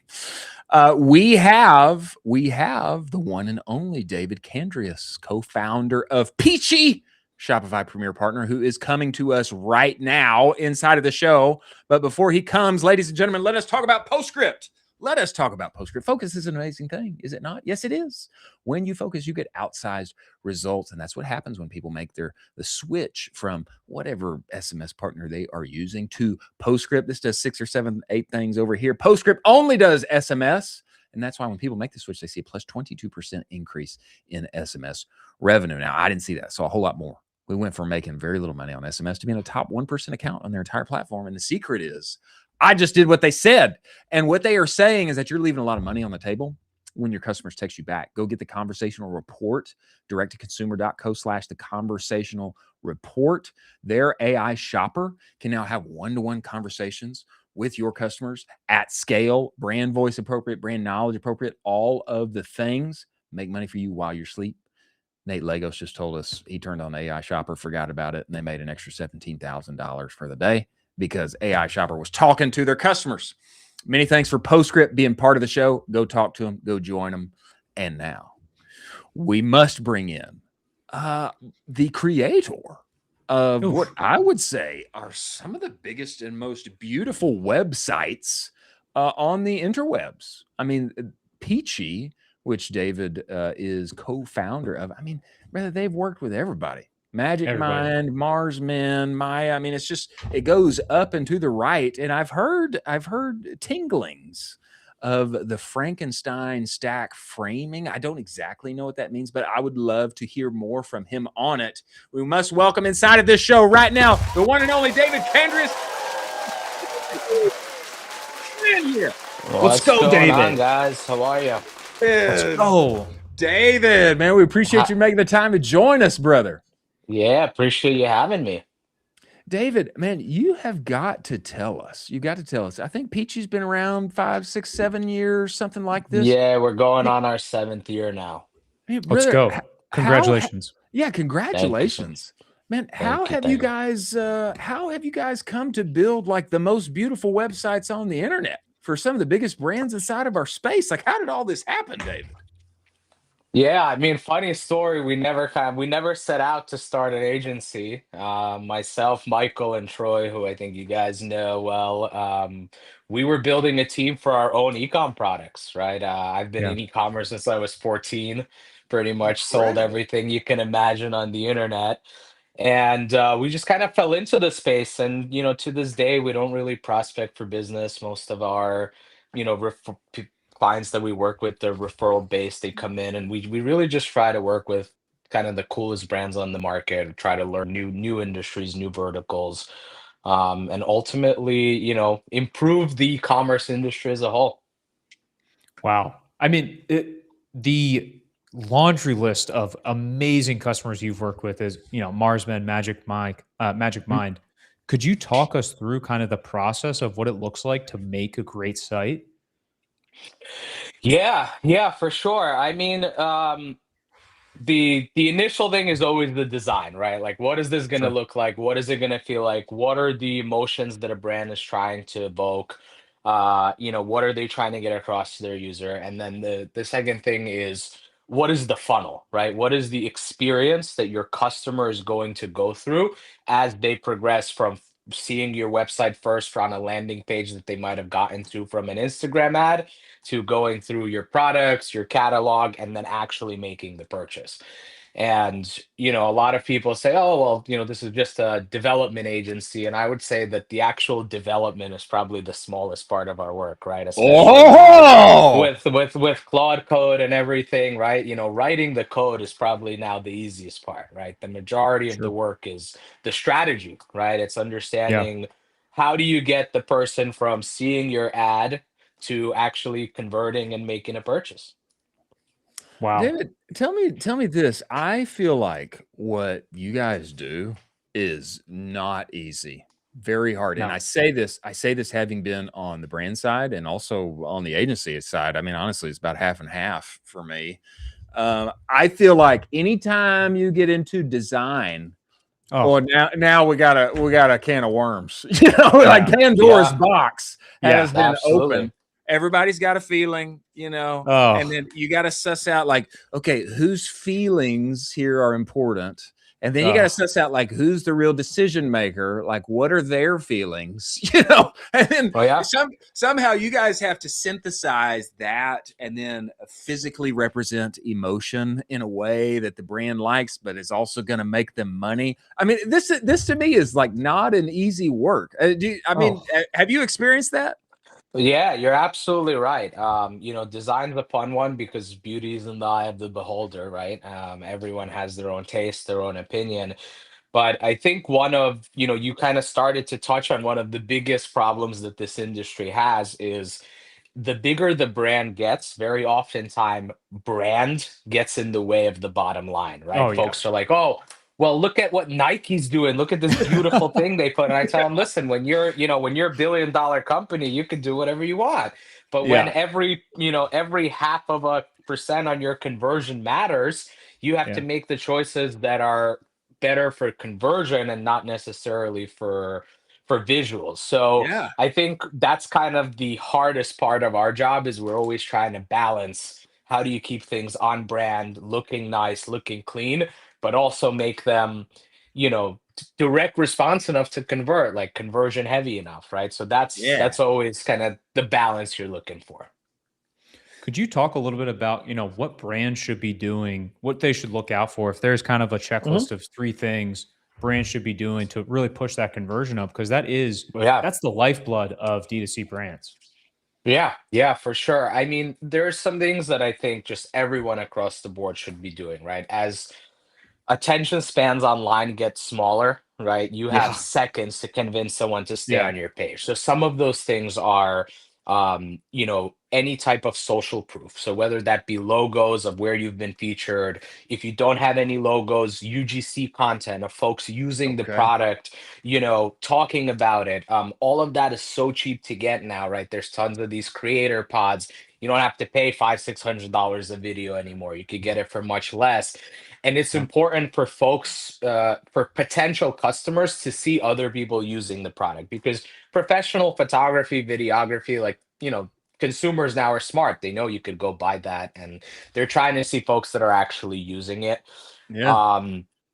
I always say, there's no need to kind of reinvent the wheel. You got to look at what's working. So one of the biggest things we suggest to folks is if you have predictable shipping times, put that right where your buy button is, right? Amazon did the research. We don't have to guess. They paid tons of money to research this. We know it works. So sites that can put, ships in 2 days, delivers in 3, whatever it may be, or, order in the next 2 hours, get it by, Monday. So those are the type of things that help folks trust the brand, know that, hey, it's not a drop shipping company that I'm going to have to wait 5 weeks to get my product. I know it's coming fast. Folks that are offering any kind of guarantees, like money back guarantees or free refunds, like most people's, initial objection is, I don't know this brand. I don't know who this is. I've never ordered it. So basically this all boils down to one thing, and it's how do you build trust without being able to talk to your consumer? And that's what I always say is, focus on that first and foremost, right in your buy box. That's incredible. David, tell me this. I would think that some people are coming to you and they're saying, David, I want a massive custom job.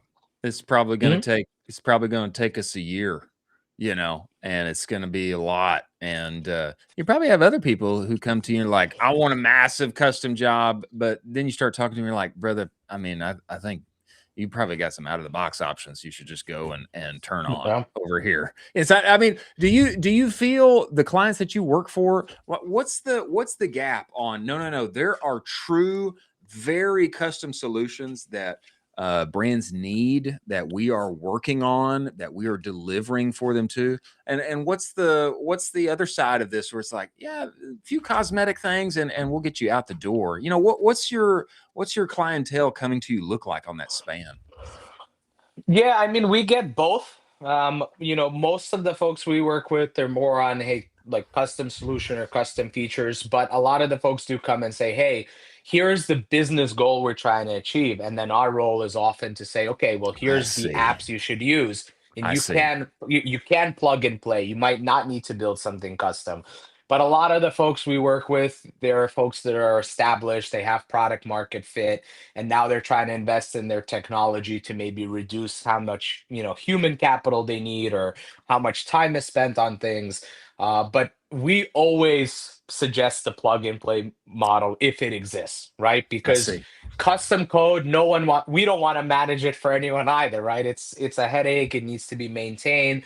We much prefer doing the strategy piece of it. So if there's a way for us to say, hey, this app exists, just go pay for it. We'll help you set it up. We'll help you install it. We will always take that approach. This I think is, I find this interesting because, some people might say like, ooh, I build a custom thing. It takes a long time and then I got to maintain it for you forever. And so let's go that route. I find this compelling that you're like, no, if it exists, like we want you to plug and play. Easier for you, easier for me. That's interesting. Yeah, that's why, our reputation precedes us in that fact is like, we're not agency guys, we're ecom guys. So we'll tell you, this is the best ecom app. Go use it. Sometimes it's against our interests financially, but overall, you're going to give the client a better result, and down the line, that'll return tenfold. So that's incredible. I mean, speaking of incredible websites, We Are Peachy. Your website is absolutely incredible, by the way. It is. Do you have any folks that you're looking to outside of the D2C space, outside of the e-commerce space, where you really appreciate their incredible website, where you kind of look to them and you're like, gosh, that's a really inspiring way that they have kind of built that out? Yeah, I mean, when we were designing this one, I don't know if we used any like as inspiration, but I often come across many sites, not necessarily in e-commerce, where I'm just like, hey, this is a pretty cool idea, right? Sometimes it's very kind of out of the box. But we've worked with clients outside of the e-commerce space as well. Like we have some, we do a lot of venture capital websites, funds, things like that. So yeah, I mean, it really depends on like what industry it is, but there's oftentimes what I would say is it's not, oh my God, this whole site is great. There very often it's, wow, look at this one thing that they did on this site and how innovative that is, and how that, how that little piece can give you a big boost in experience. Yeah, totally David, agree. I have heard some, maybe I'm wrong here, but I have heard something related to you about the Frankenstein Stack framing something. Am I hitting this right? Am I saying this the right way? Tell me about this. Yeah, so a lot of folks come and they say, hey, well, I bought this Shopify theme and we worked with it, and now we want to build some stuff on top of it, but we don't want to rebuild. And I always say, you're kind of creating a Frankenstein product when you do that, right? That's why we kind of say, hey, if you're building custom features, you really got to think about, writing the code from scratch, doing it the right way, because what we refer to as the Frankenstein product is one day down the line, and usually we see this time and time again. Usually it happens during your best sales season, when you have tons of traffic, when everything's piled on top of each other, something could break and it just takes everything with it. So, always better to, if you have the ability to invest, invest to do it the right way versus to build kind of just stack shit together. Oh, it's the worst when something breaks like that. I mean, it's terrible.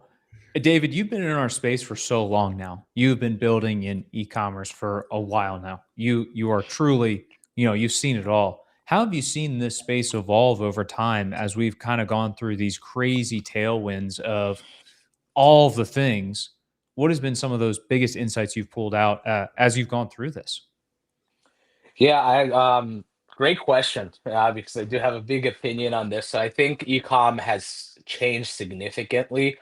If you kind of go back 10 years ago, right, the meta ads were the wild west, right? If you knew how to do meta, you were making money hand over fist. And it didn't matter what your site looked like. It didn't really matter what tools you were using, because you were getting the traffic cheap. Now that's over. The marketing, user acquisition is crazy expensive.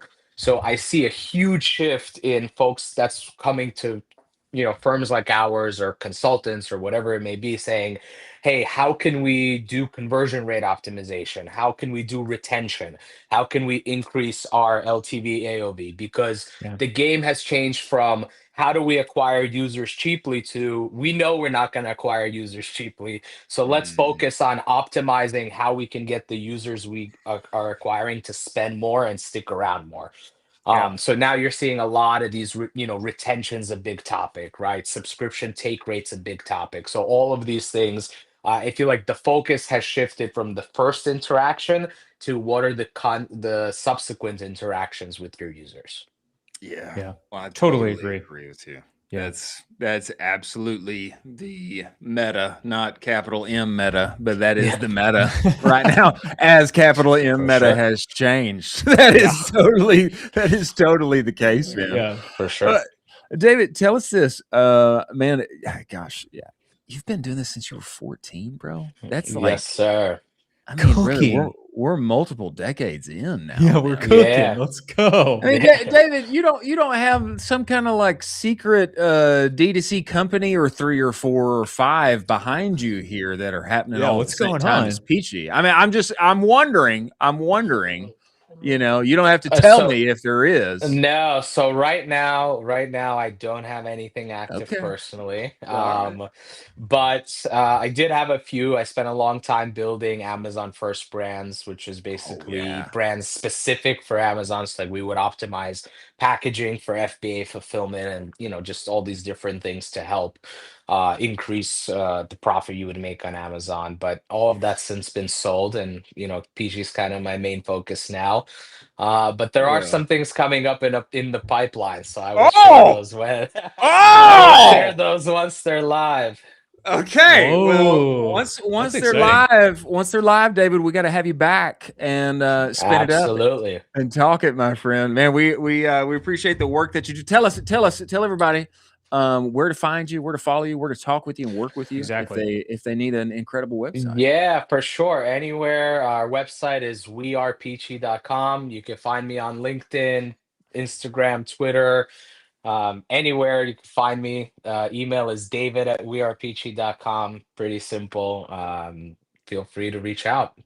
Awesome, man. Well, we appreciate you coming. We look forward to having you back, brother. Thank you. I appreciate you guys having me. Talk soon. Oh, big baller. Baller shot caller right there. Some secret things happening in the background there, you know. What were you doing at 14? Not e-commerce. Not ecom. I think I was trying to win a freshman football game is what I was trying to do. Probably trying to impress my friends. Yeah, I think I was trying to impress girls. That's my focus. Yeah, when you say impress friends, like really what you mean is like I'm trying to get a girlfriend. It's like that's basically what's happening. You're trying to be the fastest kid at recess because that kid was the coolest. You know what I'm talking about? You're like, yo, that kid's the fastest. That guy's the man. You're trying to be that kid. That's right.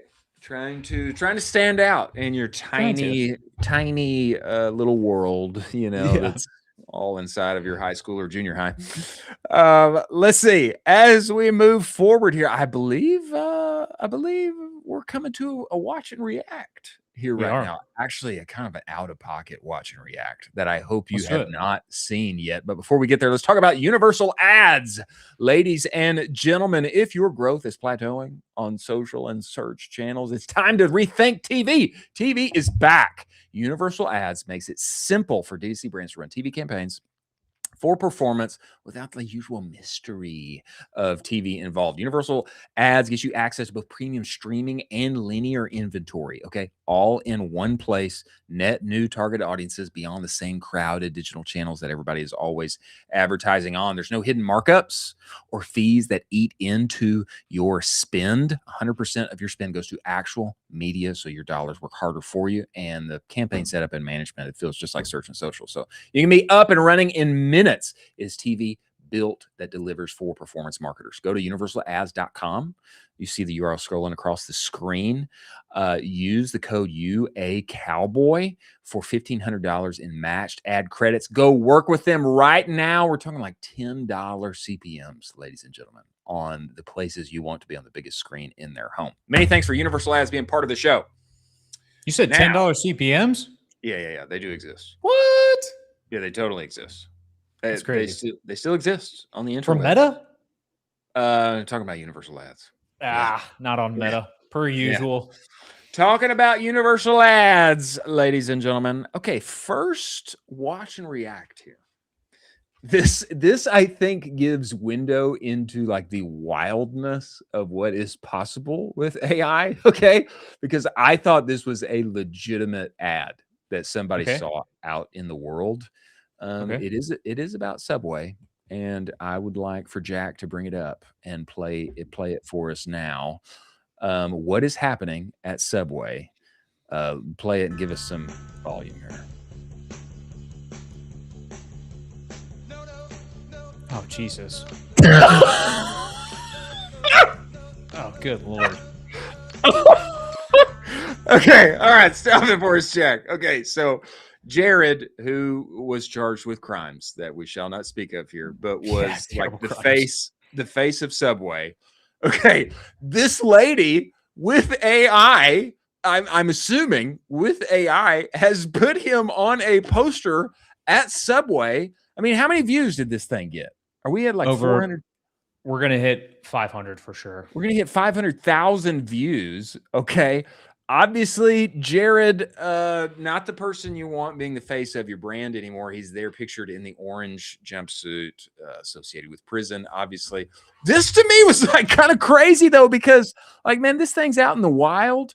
You know, you don't know who's seeing this. If I am a performance marketer at Subway and I see this thing on social, I'm like writing an email to my team. You know, there's like a war room going on inside of Subway right now. Like, what do we do with this? Are people going to hop on this trend? Are people going to be making more videos about this and like falsely placing Jared on new advertisements inside of Subway? I mean, you could see how this could get out of hand really quickly. Yeah, I think this kind of brings up a greater point where we do need some type of social media guardrails or some type of identifying ability to say like, hey, for sure, this is AI. We need some type of thing where we're kind of worried that everybody's grandmother's going to get fooled with every type of video. I mean, you show that to my grandmother and she's getting fooled right away. That looked so good, right? It looked incredible. That's the issue is AI is so well done at this point that we actually need something at kind of the metadata level to be like, hey, this is fake. We've already run it through all these data points before it got posted. This is fake. It's parody. And it's don't parody. Take it yeah. I mean, you could see how it would cause businesses real problems. So yeah, you could totally stretch this out into multiple other businesses and other categories as well. Think about politicians, what you could do with politicians and public figures. I mean, Chris, you talk about us too. Our likeness is on the internet pretty substantially. You could throw a ton of our videos for some training data into a video model and make Chris and I do some pretty crazy things. Please don't. But you could. Do that. Don't do that. But you could. But don't do that. If you're going to do it, make sure I'm wearing my cowboy hat. But don't do that. Don't do that. Don't do that. Yeah. Don't do that. And please don't picture me in any orange jumpsuits. I never want to earn an orange jumpsuit. Look, it was just a little mistake for me. That we won't talk about it. Yeah. I had it at one point, but I'm a better person now. Okay. Oh gosh, man. It would be horrible. That's what I'm saying. And you know, like it's funny to consider this like in light of what happened with the Grimace campaign, like the Grimace viral TikTok, whatever. Yeah. I mean, at least I guess they were like parodying criminal behavior because whenever somebody would drink the Grimace shake, they would die. But it's obvious that it's not real. This one, not so obvious. Not so obvious at all. Actual crime involved. Yeah. Bad news. If I'm the Subway team, I'm just ignoring this because that's no bueno. Ignore, let it go away, and hope that nobody else jumps on the trend. That's what I would hope. As we move forward to our next watch and react, ladies and gentlemen, let us talk about Seguno. Seguno is the only marketing suite that lives entirely inside of Shopify. What does that mean, Chris? It means your emails, your pop-ups, your banners, your reviews. It's all there. Where you already work and play every day. And you don't have to seed over-attributed data and trust that from big email. Your Shopify data is your data. This is why they are email 3.0, and it's why they won the Shopify 2024 Build App of the Year. One-click automations, actual humans that can help you build for lean teams with big aspirations. Go get the advanced Shopify segmentation playbook at the URL scrolling across the screen below. Go test drive the platform for free. If you tell them Colin I sent you, they will extend that free trial to 30 days. Many thanks for Suguno being part of the show. Now, this next watch and react, I'm so impressed with, and I hope that you are impressed with it. Okay, I'm ready. This comes to us by way of retweet here from Matt Walsh, actually. Original tweet from Culture Cave. I love Culture Cave. Masters of the Universe has done a drone show of spotting Skeletor over the skies. I don't know where this took place. Do you know where this was? No. It's a Guinness World Record for the brightest drone show ever. Play this for us, Jack. Can you play this? I mean, look at this. Look at this thing. Now, there is a giant skeleton with red eyes and a purple hood, like over your city. So it's definitely frightening. Is it playing right now? Yeah, he's moving. Yeah. He's moving. I mean, look at this. It's a Guinness World Record. This is unbelievable. This is such a cool promotion for what's going to be a horrible movie, and I'm so excited. You think it's going to be a horrible movie? Oh yeah. There's two other people in our industry that are absolutely movie cinephiles like me. One of them's Herman. David Herman and I are hardcore movie cinephiles. Okay. A little backstory on me for why I'm such a cinephile. I mean, that's unbelievable. Look at that. Look at that. It's so cool. I didn't have any friends in middle school. I had absolutely zero. Oh, I don't. Because I just had a face and neck full of acne, and so I was just so insecure. Yeah. And so I stayed home every single weekend and I just watched movies. I didn't have any friends. And so I became this cinephile, and now I'm like, I love all things movies. This is such a cool promotion for a great, this is so cool. By the power of Grayskull. And He-Man's got like lightning coming out of his sword. Look at this. Is insane, man. It's insane. Oh, I have the power. Look how bright it is. Oh my gosh. Unbelievable. Where was this? So this is what I don't know. I don't know where this was. Also, can you imagine like somebody from 500 years ago seeing this? Like, what would they think? The best is, could you imagine a Victorian child showing a Victorian child this and what they would see? Look at that. I mean, they would probably assume like it's a god. Something it's supernatural. Somehow, it's like I mean, Moses. This is crazy. It's crazy. Oh my gosh. So this is obviously an incredible display. I mean, the more it goes, the more impressed I get. I actually thought this was just like a big view of Skeletor. I thought that's all this was. But the longer it goes, the more impressive it gets. This was over the skies above Hollywood Forever Cemetery in Los Angeles. So this was in LA. Great choice. LA. Oh, what are they doing now? I don't know. It's like that's a lightning so bolt. Cool. Number two, I think middle school Colin would be very proud of where you ended up. Getting married this weekend. Let's go. Let's rock. One of the more dashing, handsome men upon the internet, especially inside of our space. Fair. Drugs are cool. Yeah, drugs do wonders for you. Yeah. Number three, you got to ask the question, like, how much did this thing cost? From an ad perspective, you got to wonder, like, what are the CPMs here? And here's the thing. I'm sure it cost a massive grip to pull off. But how much you think? Well, I don't know. I would think many thousands of dollars. I mean, what do you think? It's got to be at least five figures. I would really easily. I was going to say 6. It could be. I was going to say 6. But bake into whatever that cost is. This singular post on Twitter has gotten 6.7 million views. Yeah. This singular post. There's multiple media publications that are posting about this all the time.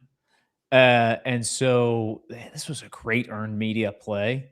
Great earned media play. Could you imagine if one of the software companies in our space did something like this? Come on. Super awesome. Do it. Come on. Let's get crazy. And think about this.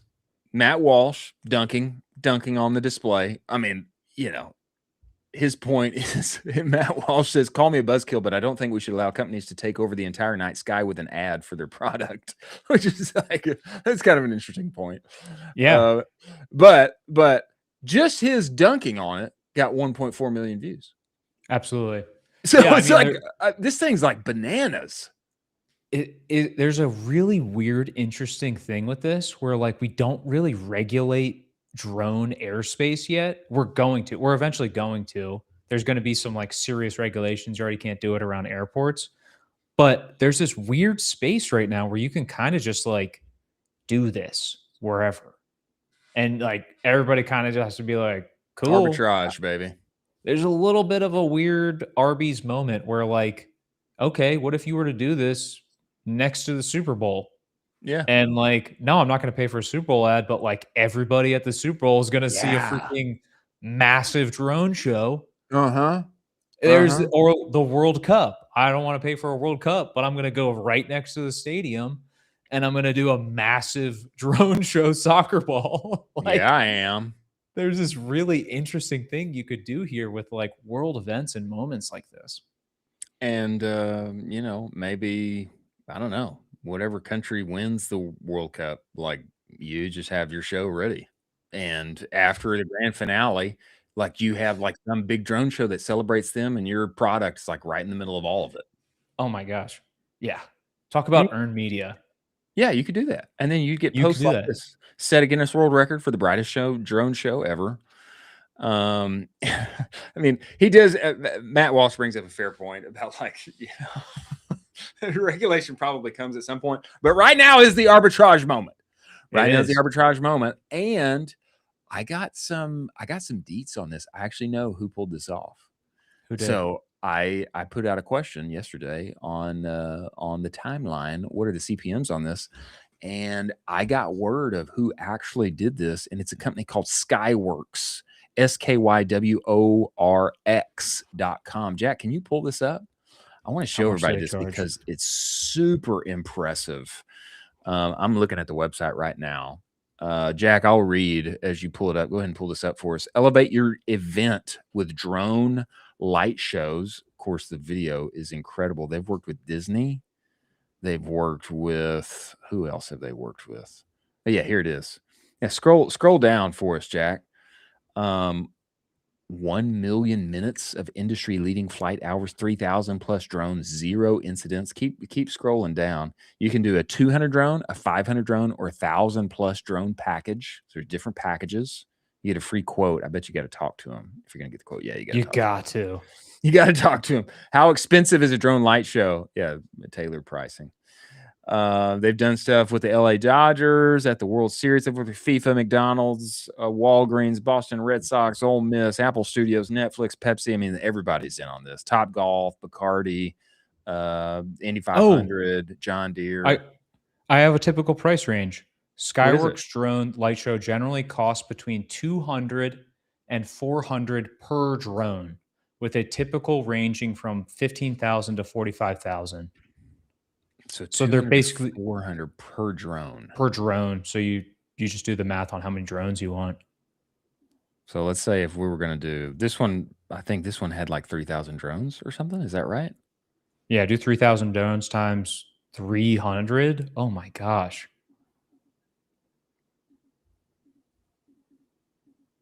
Looking at just under a milli. Just under a milli. Well, impressive to say the least.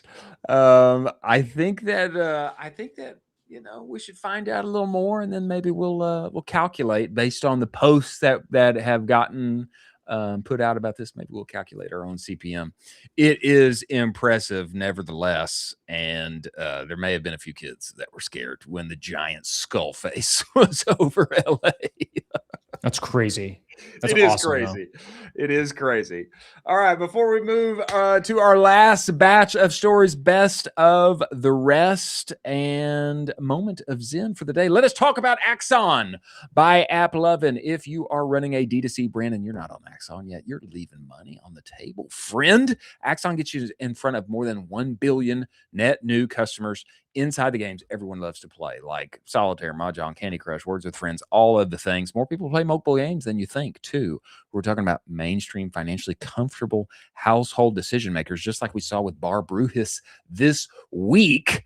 And the unlock is the format. We're talking people average a watch time of 35 seconds on your ad. Okay, this is very different than just trying to hook people in the first 0.3 seconds while they scroll through their feed. And it converts, okay? One of the recent brands I was consulting with, I mentioned it earlier today, save their Q4 by getting spend away from totally being on Meta all the time and diversifying to Axon, got back profitable and up and to the right. 80% of purchases happen within the first hour. You can get going in less than an hour, and you can be spending up to $100K per day in less than a week. Wayfair, Dr. Squatch, your favorite brands are already there on the platform. Get in now before your competitors do. Go to axon.ai/en/ecom cowboy. Tell them that we sent you. Many thanks for Axon being part of the show. Now, best of the rest here. Do you remember the Retention Roadshow that Chase and Jimmy were talking about at Commerce Roundtable? Do you remember this? No. Retention Roadshow is coming. Commerce Roundtable is not just doing their two big conferences in San Diego and Austin. They are doing a roadshow in Miami, New York City, Austin, and the fourth one. What is the fourth one? Miami, New York City, Austin, San Diego. I can't read the fourth one. Let me bring it up. And LA. So they're doing it all in the same week. Okay. So it's all in the same week. Chase is going to be there. Chase Diamond and Jimmy Kim, the email goats, are going to be there. They're going to be traveling around the country. And Chase has this to say: most brands don't know what 1% of retention is actually worth, so they don't prioritize it. A $2 million brand moving repeat rate from 25% to 26% is $20K. And if you can do that, you're making a whole lot more money. This is going to be a workshop. And the goal is to not get founders there. You know, this thing is always like the line for every conference gathering. So we want founders. No, this is designed for people who are hands-on keyboard, okay, who are working, making things grow and go up and to the right, keep more customers, make more money from them. And they're going to be traveling to you. I think this is a huge no-brainer. And I think it's like, I mean, what does this cost? I think it costs like almost nothing. What does this cost? That's incredible. Let's see what the one in Austin costs. We need to be there. I want to be there. It's $100. $100 for a day in person with Jimmy and Chase, hands on keyboard, working on your things together. To me, this is an absolute no-brainer. Yeah, I mean, a super easy way to get ROI for this is basically just come with a notebook of questions for Jimmy or Chase, and then just have those answered. And there you go. There's way over your $100 worth of value, for because sure. both of those guys have been doing this for longer than you have, for sure. I can almost guarantee that. And you know, if your boss doesn't want to pay for it, just save yourself 4 $28 lunches. That there you go. We all know Kevin O'Leary said everybody's buying for lunch every day. Yeah. Just skip lunch 4 times. Yeah. And pocket that thing, and then you've got your ticket ready. They're coming to you. So I would take advantage of it. Jimmy has saved my rear many times by me texting him, and now you can have the same thing. Just go to the right show. Definitely. Next, a interesting phenomenon upon the timeline has arisen. Adults are sucking on pacifiers to relieve stress. I don't know where this came from, okay? But I thought it was interesting nevertheless. A number of people in the comments and quote tweeting this one said, be an adult, smoke a cigarette. Which I thought was hilarious. Pacifiers, I'm not sure, are the move, but interesting as a stress reliever. Nevertheless, your take on this? Yeah, just be an adult and smoke a cigarette. Like, come on. What are we doing here? This is just absurd. Yeah. You know, I think Matt said the vacation cig doesn't count. You know, maybe the pacifier cig replacement, maybe that doesn't count. I've had conversations with my friends. The European cigarette does not count. Oh, we're going to have something really healthy, like maybe 1-2 bottle of wine and cigarette and chocolate bar. Some olive oil. Yeah, good. Yeah. 1-2 bottle of olive oil. Keep it Olive very oil. healthy. 2, Next, 2 or 3 bottles of 3. olive oil. Okay, next, an injection that can literally double your cat's lifespan. Vibes. I know that you're pumped about this one. Yes. This, I don't know that this is coming to us by way of Loyal, who is definitely extending the life of dogs. This tweet comes to us from Interesting AF. An injection that can double a cat's lifespan to 30 years has been developed. Clinical trials have begun with regulatory approval projected in 2027. Kind of crazy. I can't remember where I read this, but apparently there is a specific problem that cats have with their kidneys. Basically, their kidneys give out. And I think this thing specifically is designed to remediate that and help cats with their kidneys, thus longer life. And, our fur balls, our furry family members stick around longer. Probably a giant amount of money to be made with this.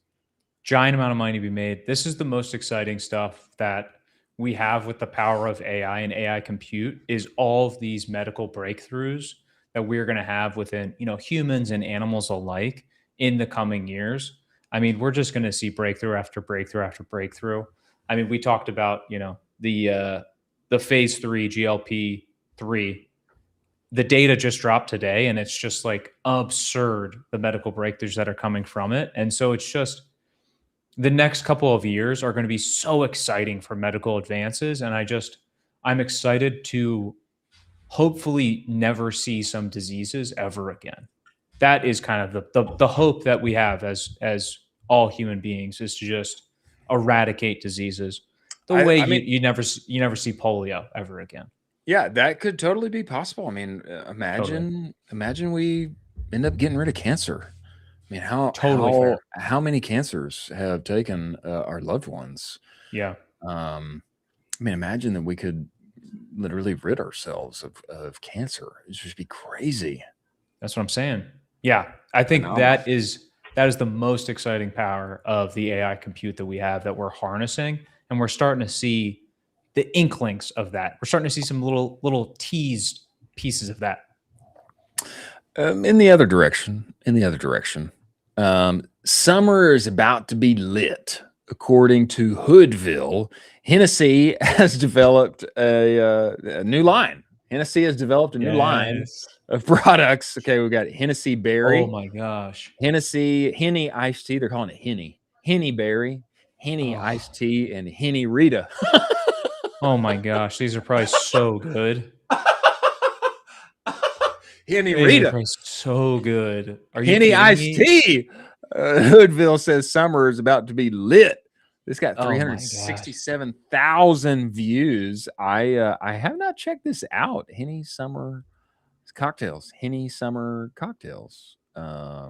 Well, these look like Henny summer cocktails look like a number of ingredients and mixes, but this thing probably going to go kaboom. Is that fair? Oh my gosh, that iced tea just over ice on a nice hot summer day would be absolutely delicious. Yeah, I see it. I mean, it's on the site. It's available. Yeah, for all of $18. Let's go. That and the new Drake albums in the background. Yeah, I'm about to lose it. Watch out. As we begin to close out the show here, moment of Zen, I am going to read this because I think this is powerful. A little poetry from our good friend Zach over at Share Aura. I'm going to read this, and then we will give you the last word, Sir Colin. The secret is simple. Do more. Do more. Do more. Do more than you've ever done. Do more than you've ever seen. Do more than you've been told.